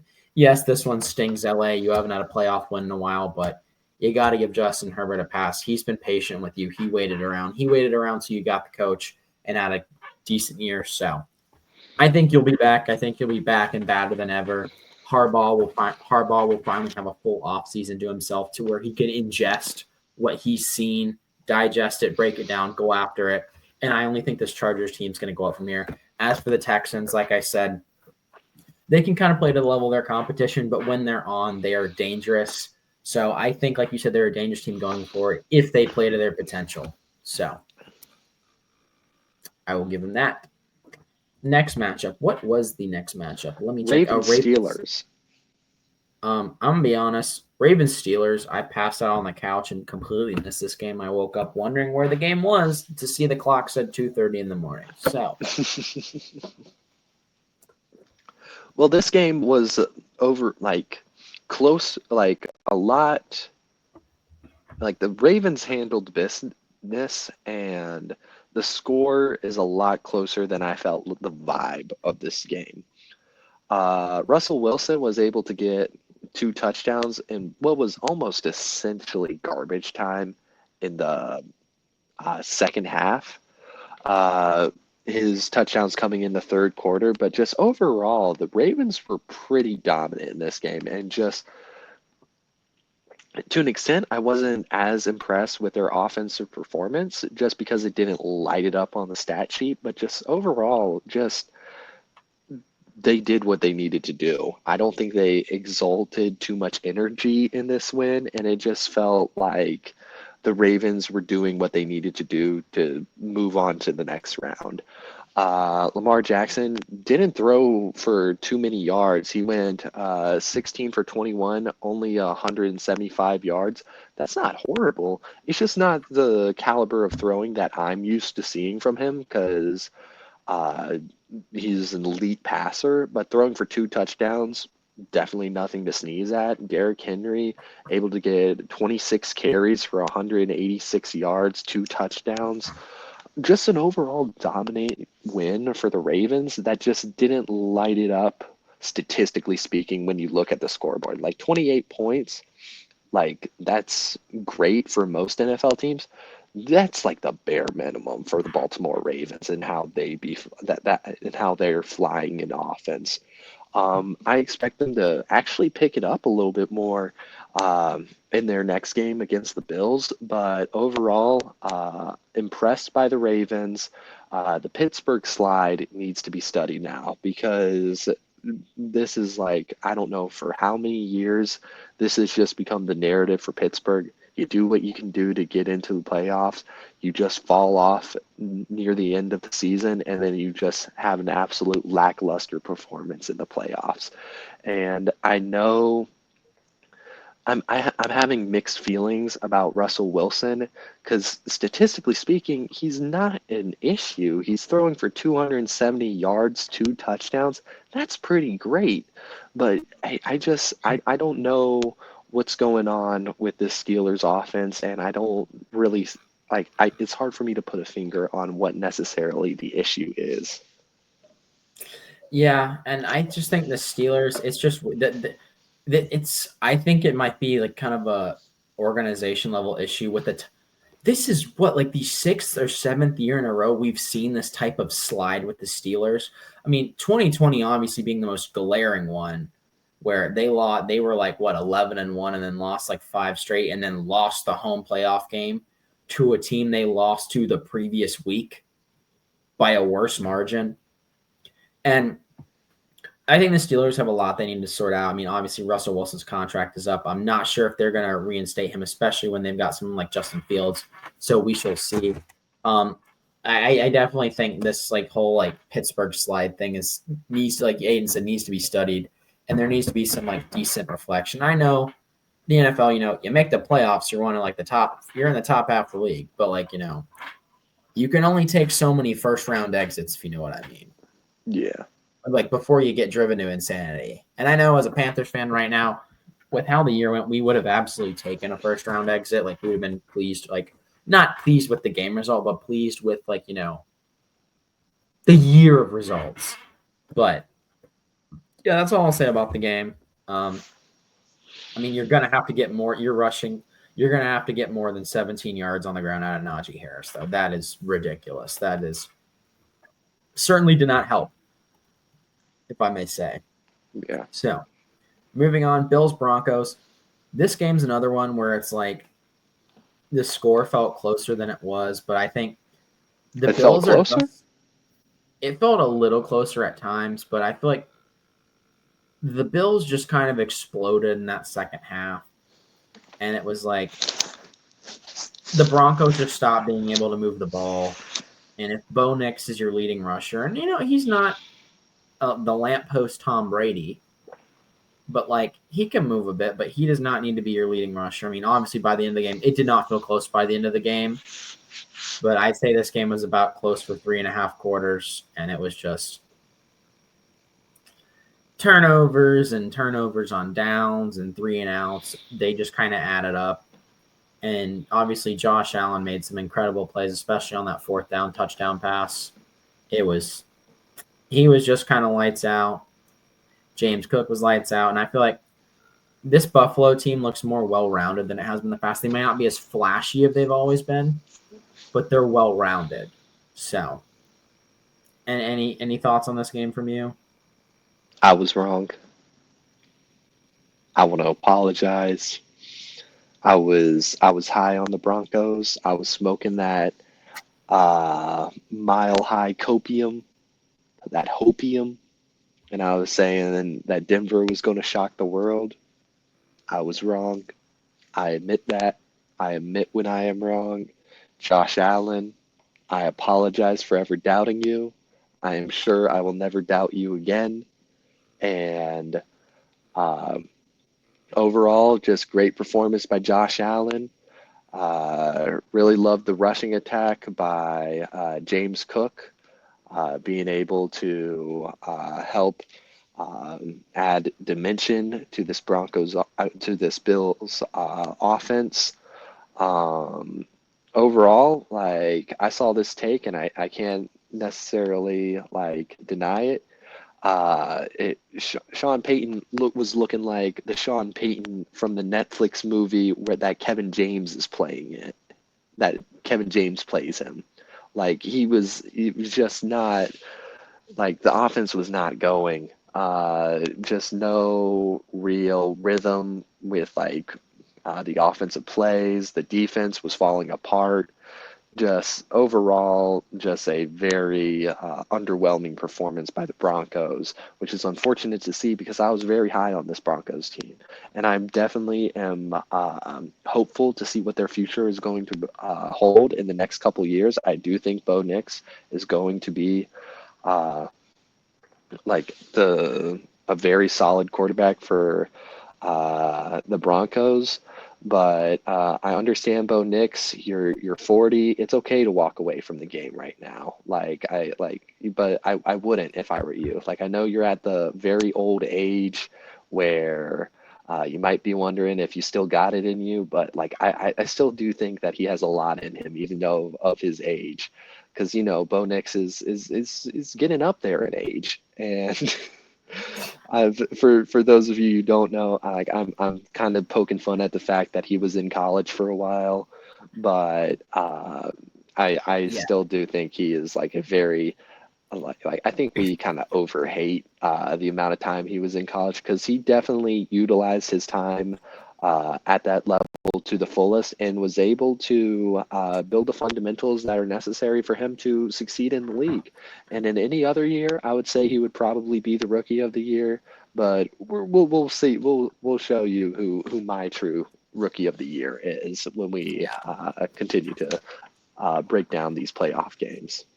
Yeah, and I think why Bo Nix gets so much hate is due to the fact that Bo Nix and Justin Herbert have played a college football game against each other, and Justin Herbert's been in the league 5 years. I think they may have even played twice. They may have even played twice. Perchance. So, But then after moving that, on. Eagles Packers. Overall, with this game, uh, just Jordan Love, very disappointing with him throwing 3 interceptions. He's showing like signs of like Brett Favre, in my opinion. He's a real gunslinger with it. He he's a great quarterback, but damn if he like some unfortunate plays don't just unfold with him. Uh, Jalen Hurts, I really liked like this was a good kind of get back game for him. I know there were doubts with him and his injuries. He's able to kind of silence the haters, able to throw for 2 touchdowns. Not the most like productive game when it came to like passing, only throwing for 131 yards, but you don't need to do that with this Philadelphia offense. You just need to uh, utilize your tools to the fullest and really be physical with the run game. And that's what the Eagles were able to do. They were able to dominate and they were able to be the more physical team. And this game was. It was won by just being able to move the ball down the field just enough to where you could get like good field goals, and just doing that over and over and over again is kind of what led Philadelphia to this success. And overall, I'm high on the Eagles, but like I don't know how this method of winning is going to fare. This very physical style of play is going to fare when we go deeper into the playoffs. Yeah, this game it was won obviously by I think it was mainly the turnovers.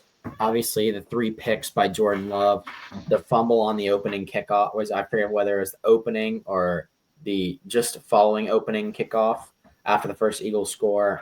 The Packers fumbled it, and the Eagles were able to score off of it. It's just turnovers. Like you said, Jordan Love, gunslinger. You're gonna with the type of quarterback he is, and the type of quarterback that these Green Bay offensive coordinators tend to favor. The quarterback's either gonna have a lot of touchdowns or a lot of interceptions. So obviously, Green Bay, really well coached team, deserved a playoff spot, but I think the Eagles' defense and special teams were just kind of the difference here, and that's, I think, going to help them down the stretch. But I will say their offense, like you said, does certainly have some question marks. Next game, honestly, my game of the week. I think this game was up and down and back and forth. Washington, Tampa Bay. Yes. This game was absolutely insane. Not only from just like a back and forth standpoint, but from like a scheme standpoint. The formations and personnel groups that Washington used were just crazy. Having Jaden Daniels line up as a running back with Marcus Mariota at quarterback, insane. Giving Marcus Mariota some love. I like it. Yeah. Any initial thoughts on the game? I'd say overall, solid offensive performance on both sides. I expected a little bit more, I'm not going to lie. But I was really impressed by how both defenses seemed to show up. This game was back and forth. My rookie of the year, as like we have highlighted before, Jaden Daniels. Overall, just a really solid passing and performance by him, while also being able to get some solid rushing yards. Only 36, but he was the main statistical leader when it came to rushing for the Commanders. But while being able to do that while throwing for 268 passing yards, 2 touchdowns, I'm very impressed with him. And I do think like there's been a cultural reset that has happened with the Commanders ever since I believe Snyder left, and I think this has been the ultimate like FU game to him to show like the Commanders are doing well under new management right now. They're absolutely tearing it up. I do not want to be anybody that's facing this young team. I know they're going to be playing the Lions, but just in any other year, I do think this team is going to be like an absolute nightmare to be like facing. And I do think they're going to be the new face of the NFC East moving forward in the next couple years, if they're able to keep this pace and being able to build off of it, in my opinion. Overall, just I'd say with the Buccaneers, Baker Mayfield, I think he was a little bit limited when it came to just passing production. He was able to throw for 2 touchdowns, but being limited under 200 yards, I think that's where the Commanders' defense really shined. They didn't let up too many plays with Baker Mayfield, and just keeping him under 200 passing yards, I felt like was very pivotal in being the keys to success for the Commanders. So those are just my takeaways of the game, and yeah. Yeah, and I think what not just keeping Mayfield under 200 yards, but it was also just limiting the explosive plays. This Tampa Bay offense can get hot really fast, and they did a good job of just preventing the big play, limiting the short intermediate gains. And I know for certain teams, they thrive off those short to intermediate gains. They thrive off of frustrating you. But I think the Commanders' defense, which at times they've been good this year, but at times they've had their fair share of letting up a lot of points. And I think their whole goal for this game was just not to give up the big play, and I think they did that fairly well. They didn't give up the big play. They limited it to like I said, intermediate games. They held Bucky Irving under 100 yards rushing, so that's also win for the day. So weren't able to really limit Mike Evans' production. Mike Evans still caught seven receptions for 92 yards and a touchdown. But like I said, good play, well played by the Commanders, and I think they're only going to get better from here. Moving on to the final game. Both Aiden and I saw this one coming, but we didn't see this one coming, but we did. Obviously, this is the game that was moved to Arizona due to the wildfires in Los Angeles. But this was the Rams Vikings game, which the Rams won 27-9.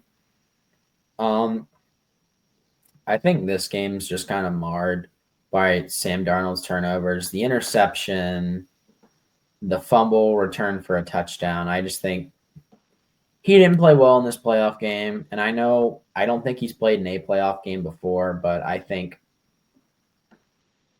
don't know. I just think this Vikings team's obviously very good, but I feel like if you're able, similar to the Buccaneers, if you're able to shut down the big play to Justin Jefferson and kind of just play contain, you can beat the Vikings if you just play contain and don't give up the big play and don't try and play hero ball. You let Aaron, obviously stop Aaron Jones, don't let him run all over you. But if you just play, I don't want to liken this to playing for a tie in the Premier League. But if their whole MO, I think, was just don't mess up, don't give up the deep ball here, don't let Justin Jefferson get going, don't let Aaron Jones and Cam Akers get going, and I think they did a good job of that. They limited Justin Jefferson to 58 yards, 5 catches. No touchdowns. The only one who got a touchdown was tight end Hawkinson. So, obviously, well played by the Rams, but obviously their defense was all really stepped up this game, and I was really impressed. So, oh my gosh, that Minnesota front line was like absolutely murdered. I was not necessarily impressed by Sam Darnold's performance, but with that front line, I'm split. I don't know if Sam Darnold was taking too much time in the pocket. I don't know if I'm gonna have to rewatch this, but there are times where he was just either not getting the ball off fast enough. But to an extent, this also has to fall on the offensive line. Like that, definitely. he was absolutely just let out to dry. Like how many sacks were there? Like 9 Way too sacks. many. Way too many. I think I'm seeing the the stat line. I believe there were 9 sacks. That's almost inexcusable right there. There's some type of disconnect between Sam Darnold and his front line in this game, and it was just on full display on this game. I hesitate to say maybe the lights were too bright for either Sam Darnold or that offensive line, but I think that was the real true keys to success for this game for Los Angeles. Able to get a defensive touchdown off of a forced fumble from Sam Darnold, this was an absolute clinic for and that LA defensive line is what truly made this game such a blowout. Yeah, and definitely. So moving on to the next round of NFL playoff games, we've got a lot of good ones this round. Obviously, we now have the 1 seeds in play, and to start off the first game, we'll just go in chronological order again. We got the Chiefs and the Texans. Chiefs Texans. So solid, honestly, solid game. I'll definitely be watching this. It'll be this Saturday at 4:30 p.m. Not really sure how I feel about this game. People have the Chiefs at 80% win probability. Personally, let me think. Personally, I think the Chiefs are going to win, but I think it'll be close. The last 2 times these teams squared off, the Chiefs won by, I think, 8 points, so I think it's going to be close. But if, I honestly think the Chiefs might be too much for him. But if Stroud continues this tear, if the Texans continue this momentum they're on, I could see this game going the way of the Texans. But ultimately, like I said, I think the Chiefs will be too much for him. The Chiefs are currently favored by a touchdown and a 2-point conversion, which is the total they won by last time. I think the Chiefs will win in a one-score game. So I got the Chiefs by 7.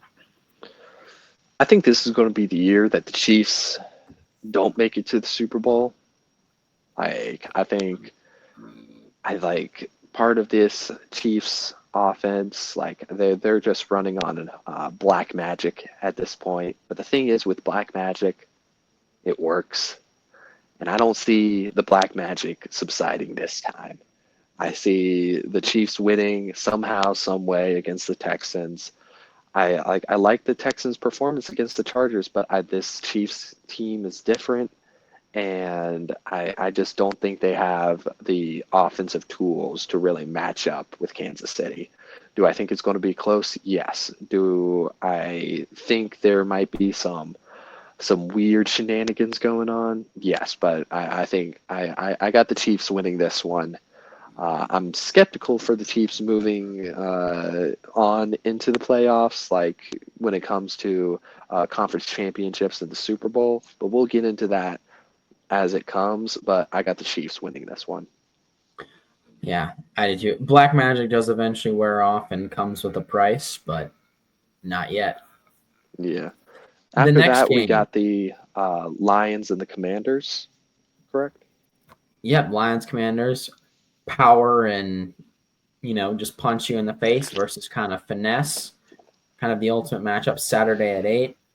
I think this is going to be this is going to do numbers. I've got Detroit. I think this kind of magic that the Commanders have going on, I think might sputter out a little bit here.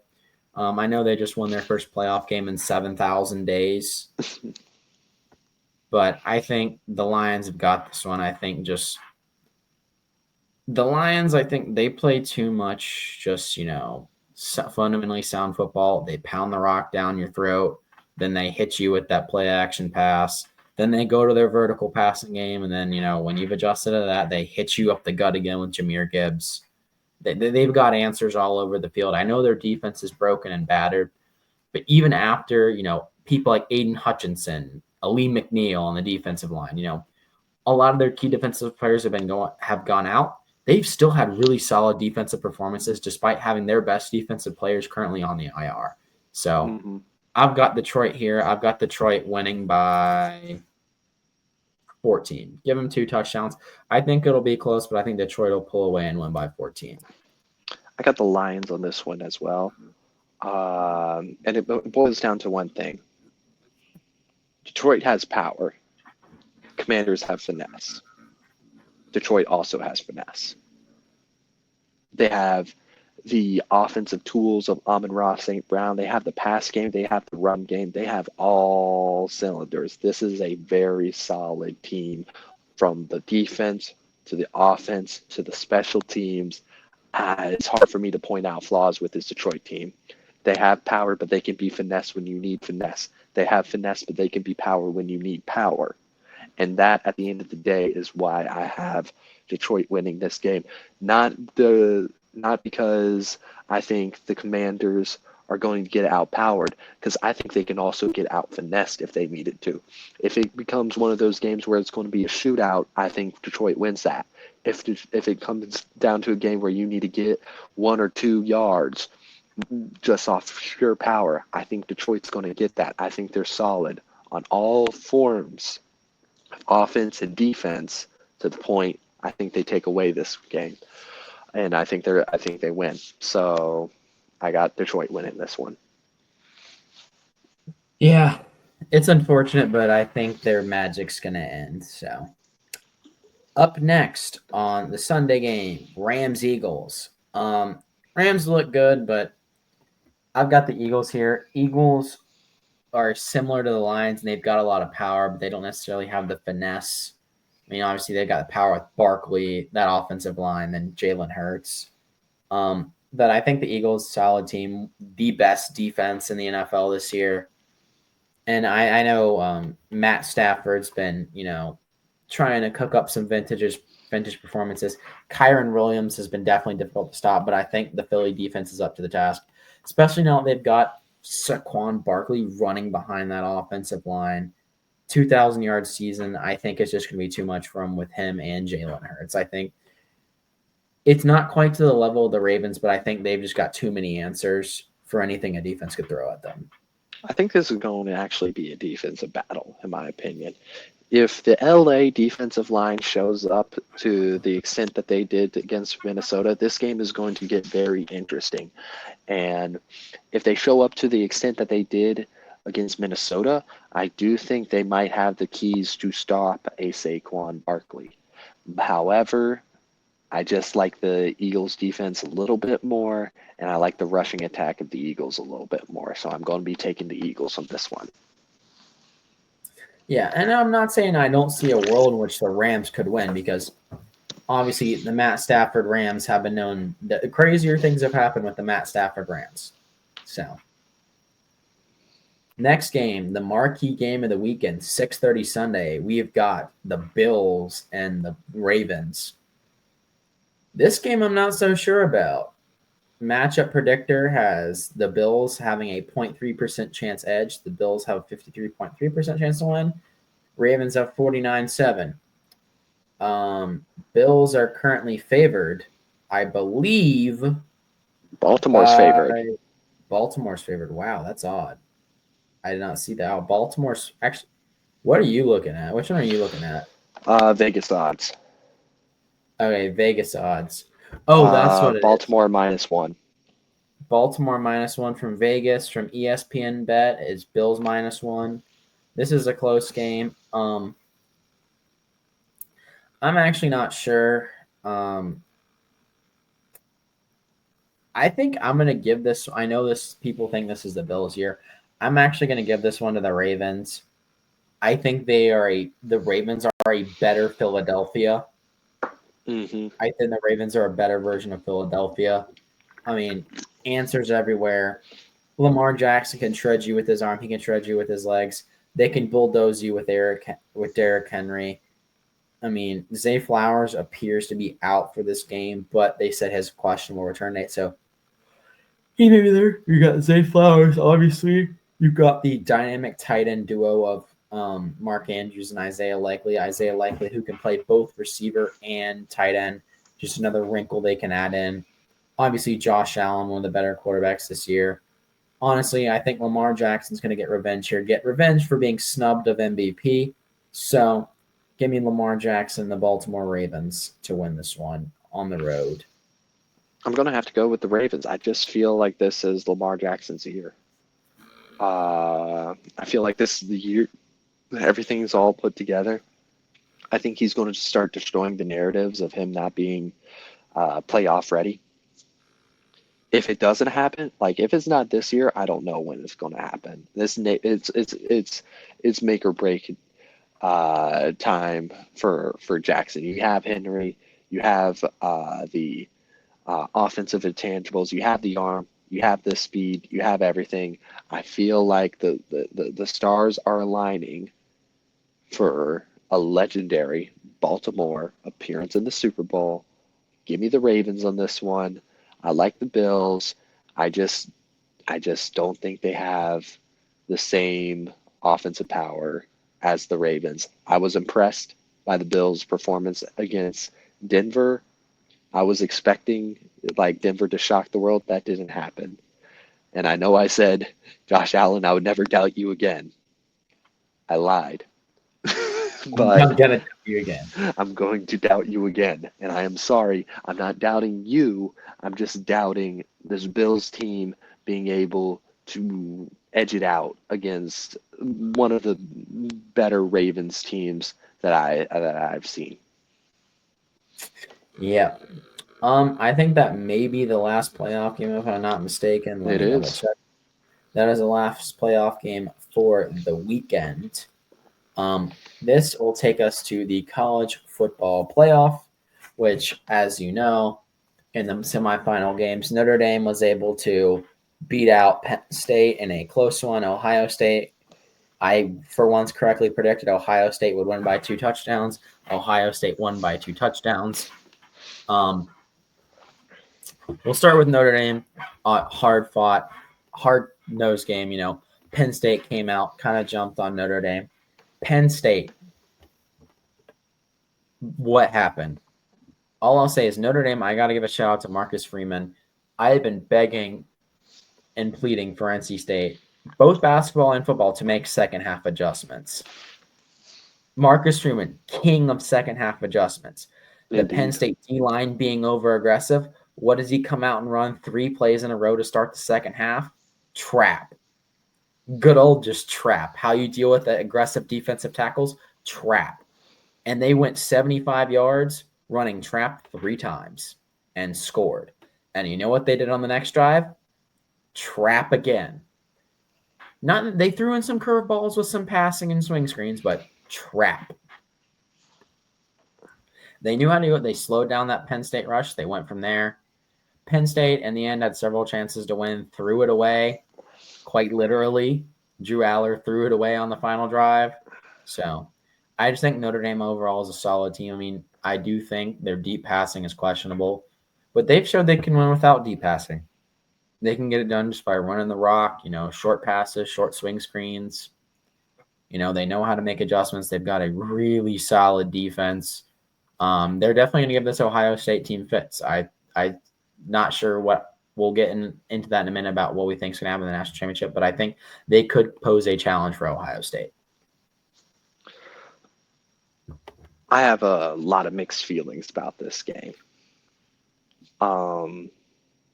I don't know how Penn State lost this game, if I'm being quite honest. Notre Dame is playing like a team of destiny right now. Riley Leonard, I love the guy. He's amazing. Like, he seems like an amazing person. I just have so many more questions than answers when it comes to him.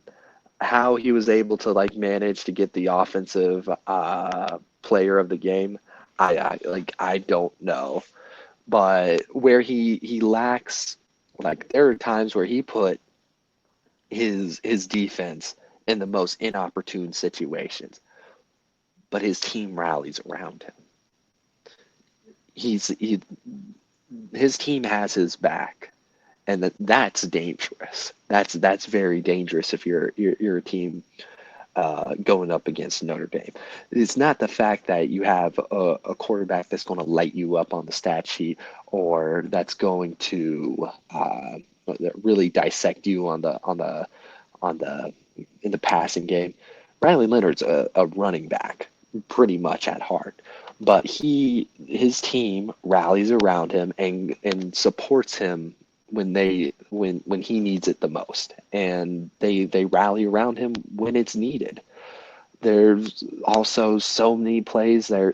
Penn State just messed up, fluke touchdowns. They're like that one long touchdown that Riley Leonard was able to get because the Penn State defensive the quarterback slipped.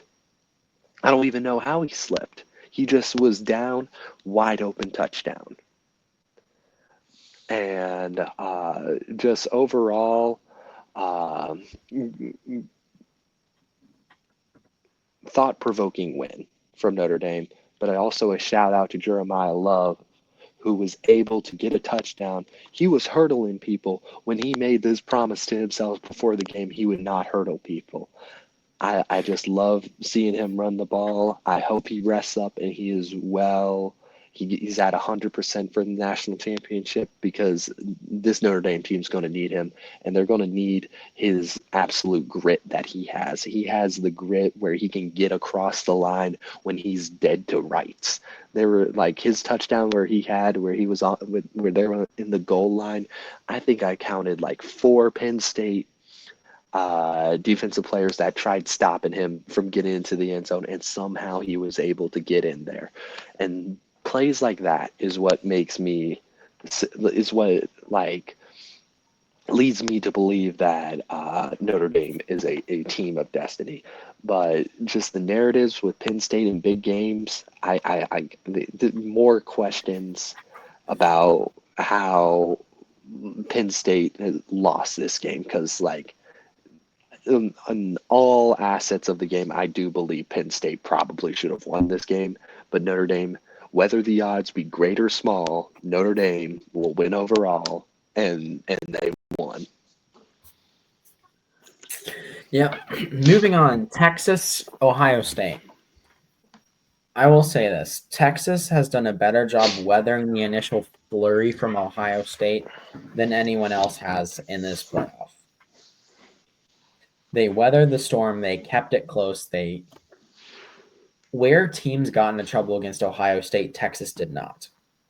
They slowed down the offense. What they essentially did was they just said, you know what? We'll triple cover. We'll triple cover Jeremiah Smith. We'll play over the top. We'll give you the other underneath. We will play bend don't break defense. And that works to a certain extent, but I don't think you can always live off of playing bend don't break defense. When you have the other receivers that Ohio State has, like Emeka Ibuka, you've got people who can catch the ball out of the backfield like Quinshon Judkins. They just have a team built where they can beat you playing any way, except for maybe outpowering you. You guard the deep ball, they will just check it down to Judkins and Ibuka all day and just have them run at you. The key with Judkins is he doesn't have to get the ball handed off to him, but if you just get him the ball in space, he's dangerous. So, and that's what they did. Texas, unfortunately, for them, weren't able to get it done. They had a chance to tie it, but then there was a strip sack, fumble, return for a touchdown for Ohio State to end the game. Like I said, unfortunate for Texas, but obviously for us viewers, it was fun to watch. It was entertaining and exciting. So, no complaints for me on that game. What I will say about that game is a lot of the hate Quinn Ewers is getting from Texas fans. I know his time's done at Texas. Even if he were to return to college football, he'd have to go somewhere else. But the amount of hate Quinn Ewers gets, he essentially brought Texas back from their dark ages. The amount of times Aiden and I have heard on a Saturday night from 2014 till now, Texas is back. No, Texas is back now because of Quinn Ewers. Yeah. You know, you cannot hate on the bridge quarterback. Like, okay, I get it. He's not your guy anymore. Okay, you didn't win a national championship with them. I still say he was your guy. He got you further than 99% of other teams will ever get in that season. He was good. Yes, he got an injury and wasn't the same, but that's kind of the nature of injuries in college sports. You get a big injury like that and you're not the same. You're not the same player. You're not the same basketball player. You're not the same football player. You're not the same soccer player. You're not the same track running. You're not the same swimmer after that injury. Injuries aren't just physical. They can have psychological effects. That it could have been psychological. The injury could have been impacting how he played. But ultimately, I still think Quinn Ewers had a solid year, and I just don't think the hate that he's getting is justified right now. I know people are foaming at the mouth to see Arch Manning, but you can't hate the guy. He brought you back from death. He brought you back from some random commentator screaming, Texas is back, after beating, I forget who they played, but like it was stupid. That Texas team maybe went 6-6. Texas was not back. Texas was indeed not back. So, any thoughts on that game, Aiden? I'd like to say that I do believe my prediction, part of my prediction was right. We saw not a decline, but we saw the Ohio State a team settle down a little bit in this game. And we saw a little bit of a advancement in Texas play. Because for the first 3 quarters, I do believe it was an evenly fought game. I believe that till like almost for the 4 quarters, it was just one play at the end that really just kind of like did it in for Texas, and then after that it was over. But I believe Ohio State proved that they can win, especially if they're not on fire. For the majority of the game, it seemed like Ohio State was in control, but they weren't on fire. And I think Yeah. it's important to prove that you can win when you're not on fire, when you don't have these uh, monumental plays going for you. Showing that you're the more physical and dominant team is good.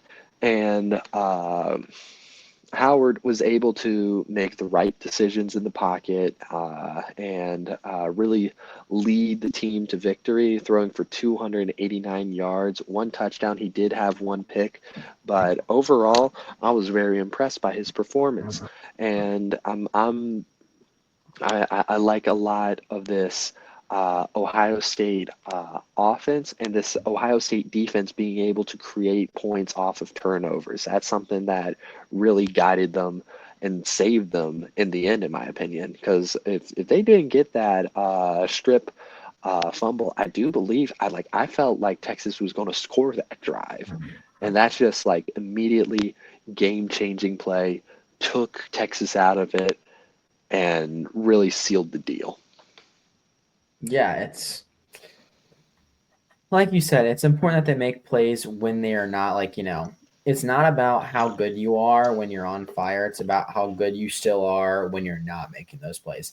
And I think not to necessarily pivot here, but I think if Notre Dame is able to essentially play temperature control with Ohio State, if they're able to use their offense to slow down the game, their defense really digs in, they can make this really interesting. Hmm. Even if Ohio State's on fire, if Notre Dame plays their cards right, they take care of the ball. They play that frustrating style of football they're known for. They can really make this an interesting game. And I don't mean by interesting game as it'll be close. It's going to go from being blown out to being close. No, I think by interesting, it could just be interesting to watch, see the chess pieces fall, see how it lines up. I think Ohio State still wins this matchup, but like you've said, Aiden, at times Notre Dame just feels like a team of destiny just by Hmm. the play call, the how the players execute the plays. The players, you can tell the players are putting their all into this. Like even if there are some players that will end up in the portal, you can tell everyone on this team, no matter it be the bench players or anyone, everyone's bought into this. Like everyone's like this is their mission right now. That they are their excuse me, sorry. Their mission that they are going to carry out. They are locked and loaded and ready and they are ready to go. What about you? I'm really excited for this matchup. Um, my only concern is Riley Leonard. That's my only concern for Notre Dame. If he is able to play a solid 4 quarters of football, on paper, I'm not going to lie, I do think Ohio State has the edge in almost every capacity. But I like Notre Dame's ability to find ways to win when it matters most. Their I like their grit. I like their run game. If Jeremiah Love is at 100%, I'm ready to see him run up and down the field. I love seeing him run. Like I've said this before, he runs pretty. He has a beautiful track run. He's got a hurdle. He hurdles too much, but he can hurdle almost over any defender. The Notre Dame defensive line really, really elite in my opinion. Almost slept on in my opinion. Like I think they have a defensive line that rivals and almost exceeds Penn State's defensive line in my opinion. Um, they have a lot of tools, but they need to rally around Leonard and find a way to win. And that's going to be the key to the success. When things aren't going well, when mistakes are made, being able to rally around your guy and have him lead you to victory. I got Notre Dame winning this one. That's just my bias speaking, but I think if they are able to keep calm, don't let the lights get too bright for you. You've made it this far. You've played a good Georgia team. You played a good Penn State team. You were able to take it down Indiana. Everything's lining up. But this is the toughest team you are going to play in this playoffs, and it's fitting because it's the playoffs. you gotta find that way to win, and that's all I gotta say about it. Yeah. And I definitely do see a path for Notre Dame because if they can get that run game going, when they get that run game going, they can really frustrate teams. That short passing game, just finding people in space. I think Notre Dame's just going to have to essentially, with how good their defensive line is, I think they can get away with playing a mix of over the top, forcing like playing bend don't break, and then taking their chances, covering people, mano y mano, and letting that defensive line get home. I think that's their key is, manage the clock, take smart, calculate. I'm not saying don't take risks in this game. I'm saying take calculated risks where there's several fail safes.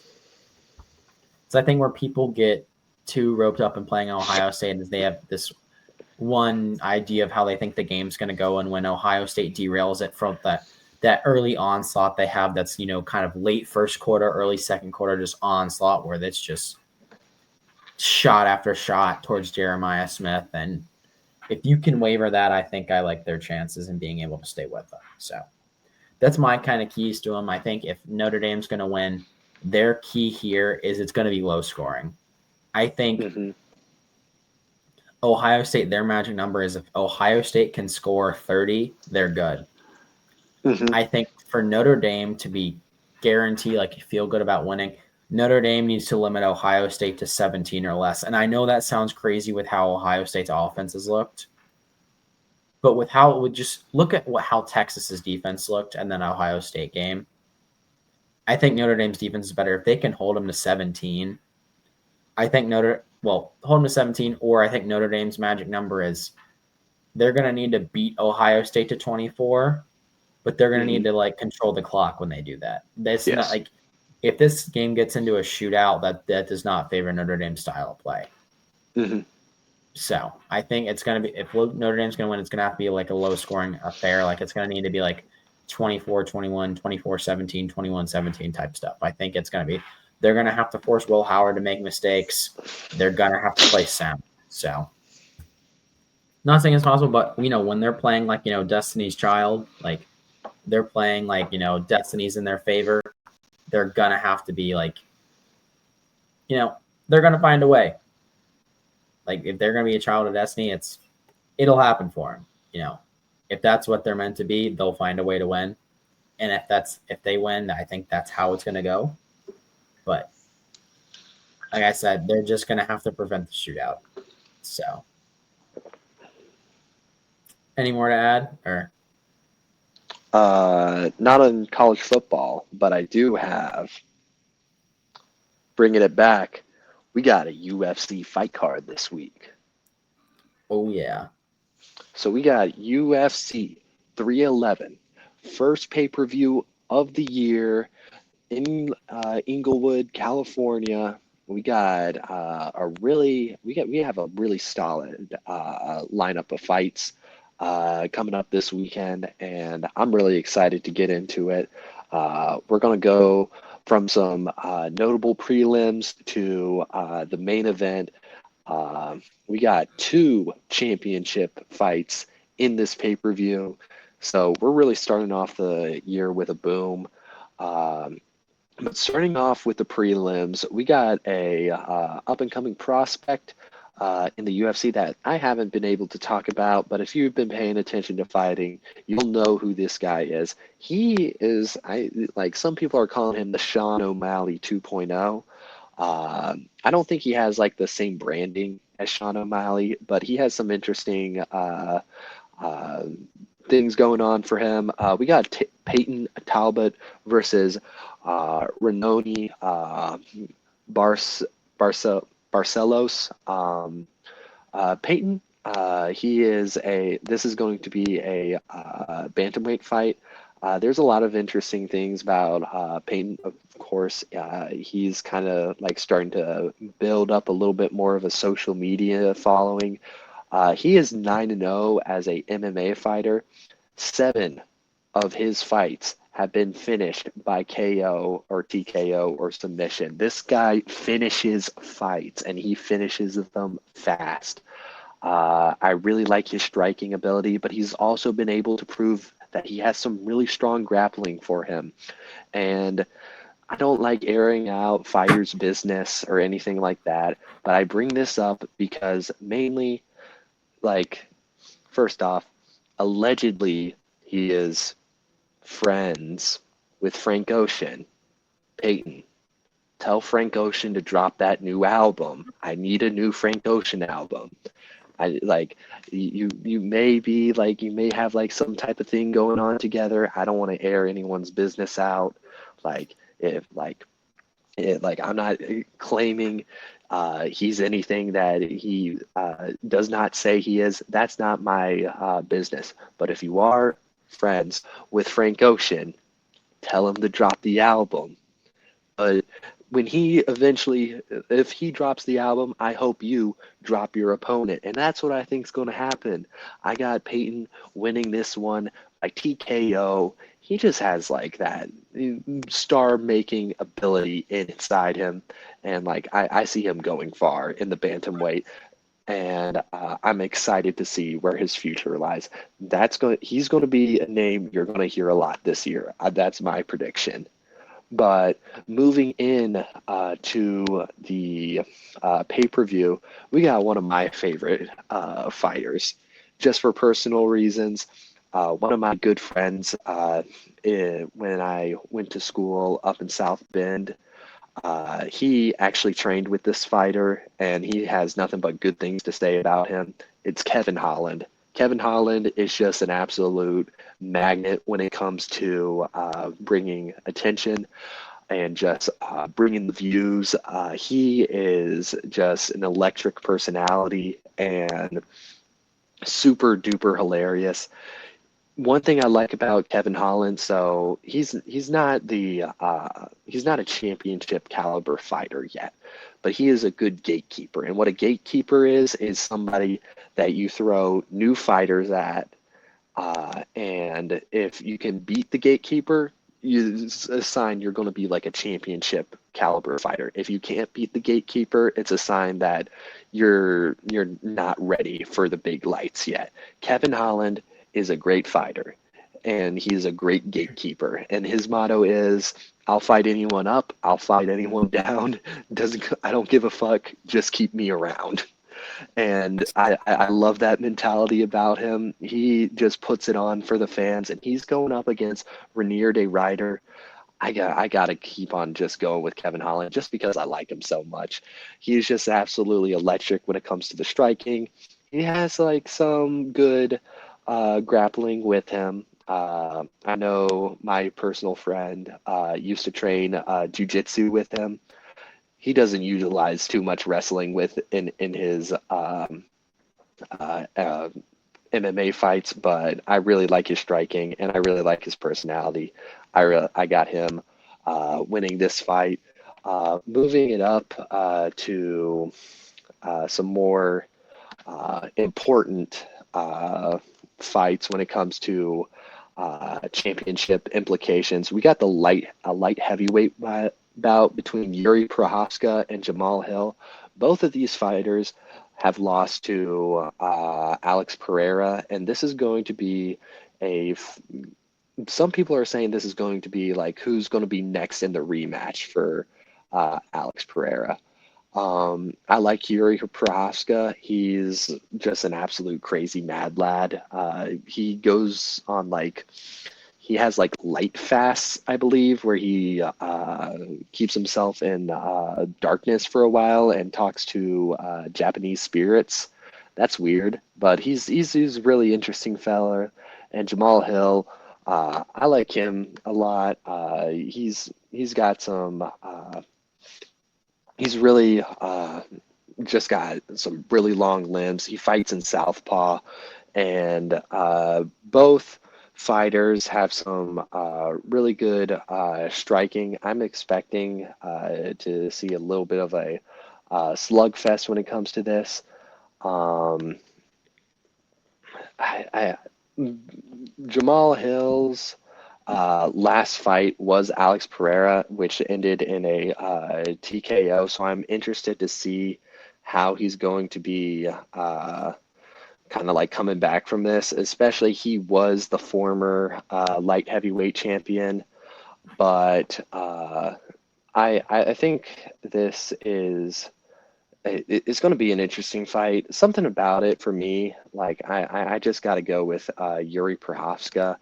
I just think he's going to he's just the more experienced fighter, and I think like he's going to defy his age and really make a case for an eventual rematch against Alex Pereira.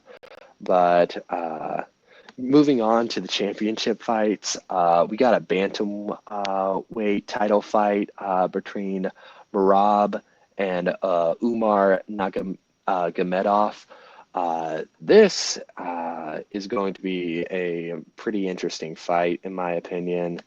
Um, I just I like Marab a lot. I feel like a lot of his he lost a good bit of his prime years, in my opinion, because he refused to fight for the championship belt earlier.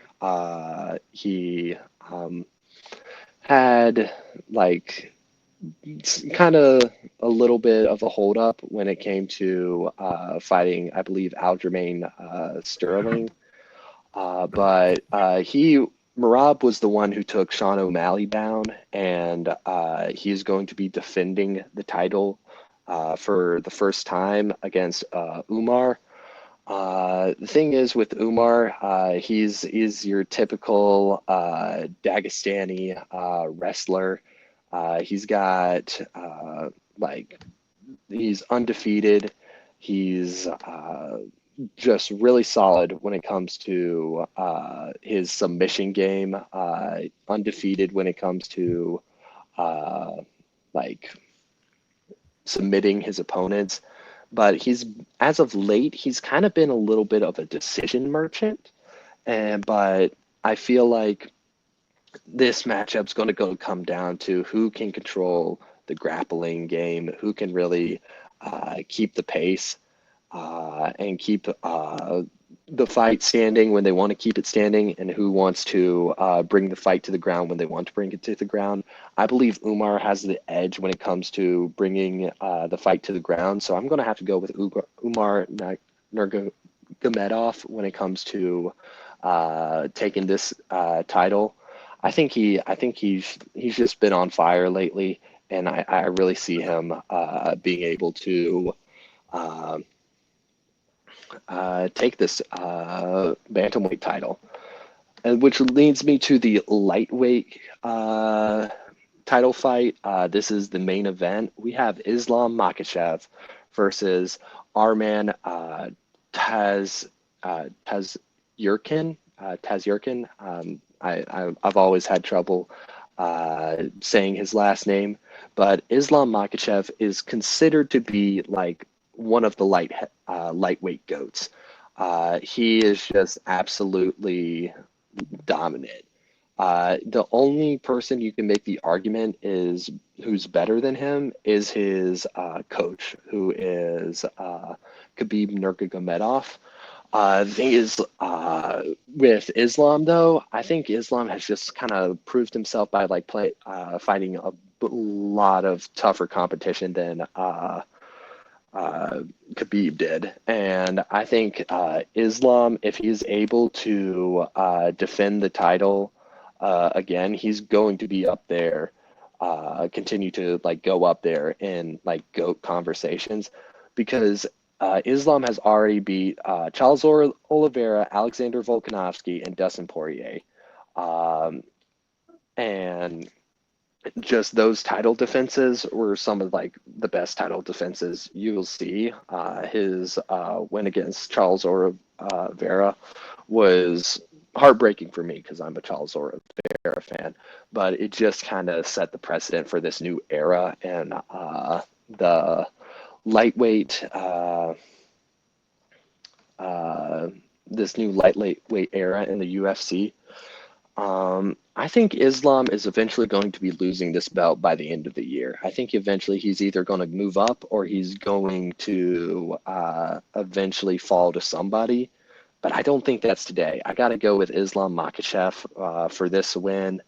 I just think his wrestling is too dominant, and I just don't see him losing yet, especially with the caliber of competition he's been playing as fighting as of late. I just see him being able to continue his run deep into this year. I do think eventually he's going to try to move up in weight, but I don't think he's going to be losing the title just when it comes to this time right now. So I got to go with Islam Makhachev for the win. I'm going to say by submission because so far, like a good portion of his fights as of late have been going to submission. He is 12-0 when it comes to bringing fights to submission. So he is absolutely just lighting it up when it comes to his grappling and submission game. But he's also been able to prove that he is a little bit of a better striker than Khabib, in my opinion. He's able to have 5 total knockouts in his career, and he was able to knock out Alexander Volkanovski. Granted, Alexander Volkanovski had to move up in weight to fight Islam Makhachev, but I think that was a very dominant win, especially considering the fact that his first fight against Volkanovski was under so much controversy. A lot of people, including myself, thought he lost that Volkanovski fight, but he was able to prove in the rematch that he was just a more dominant fighter and just absolutely took it to Volkanovski and just ended that fight in round 1. But yeah, that's just my predictions for UFC 311. You can see the prelim fights on FX, Disney Plus, and ESPN Plus starting at 6 o'clock, and they continue on till 10 o'clock. But that's just going to be it for me when it comes to my MMA analysis. Next week, I will probably talk about the fights and maybe go into implications on UFC 312 because we have a pretty stacked start of the year when it comes to MMA. Definitely, and I'm definitely gonna try and catch some more MMA this year so I can kind of. I'm starting to understand that there's some names that are reoccurring in our theme in our some reoccurring names. I'm starting to notice and pick up on trends. Yes. I don't just I know try I the try I try to keep it consistent where if there's a fighter that I've talked about before, I always try to like bring him up again, like even if the fight might not mean as much, I definitely want to try to have fighters that I've talked about before and follow up on them, like when we do these like dissections. Yep. But I think that'll do it for us this week. Thank you for listening in. We'll talk to you next week following the next round of playoff games, next weekend of college basketball, and next weekend and following the national championship game. Thank you for listening in, and we'll talk to you next week.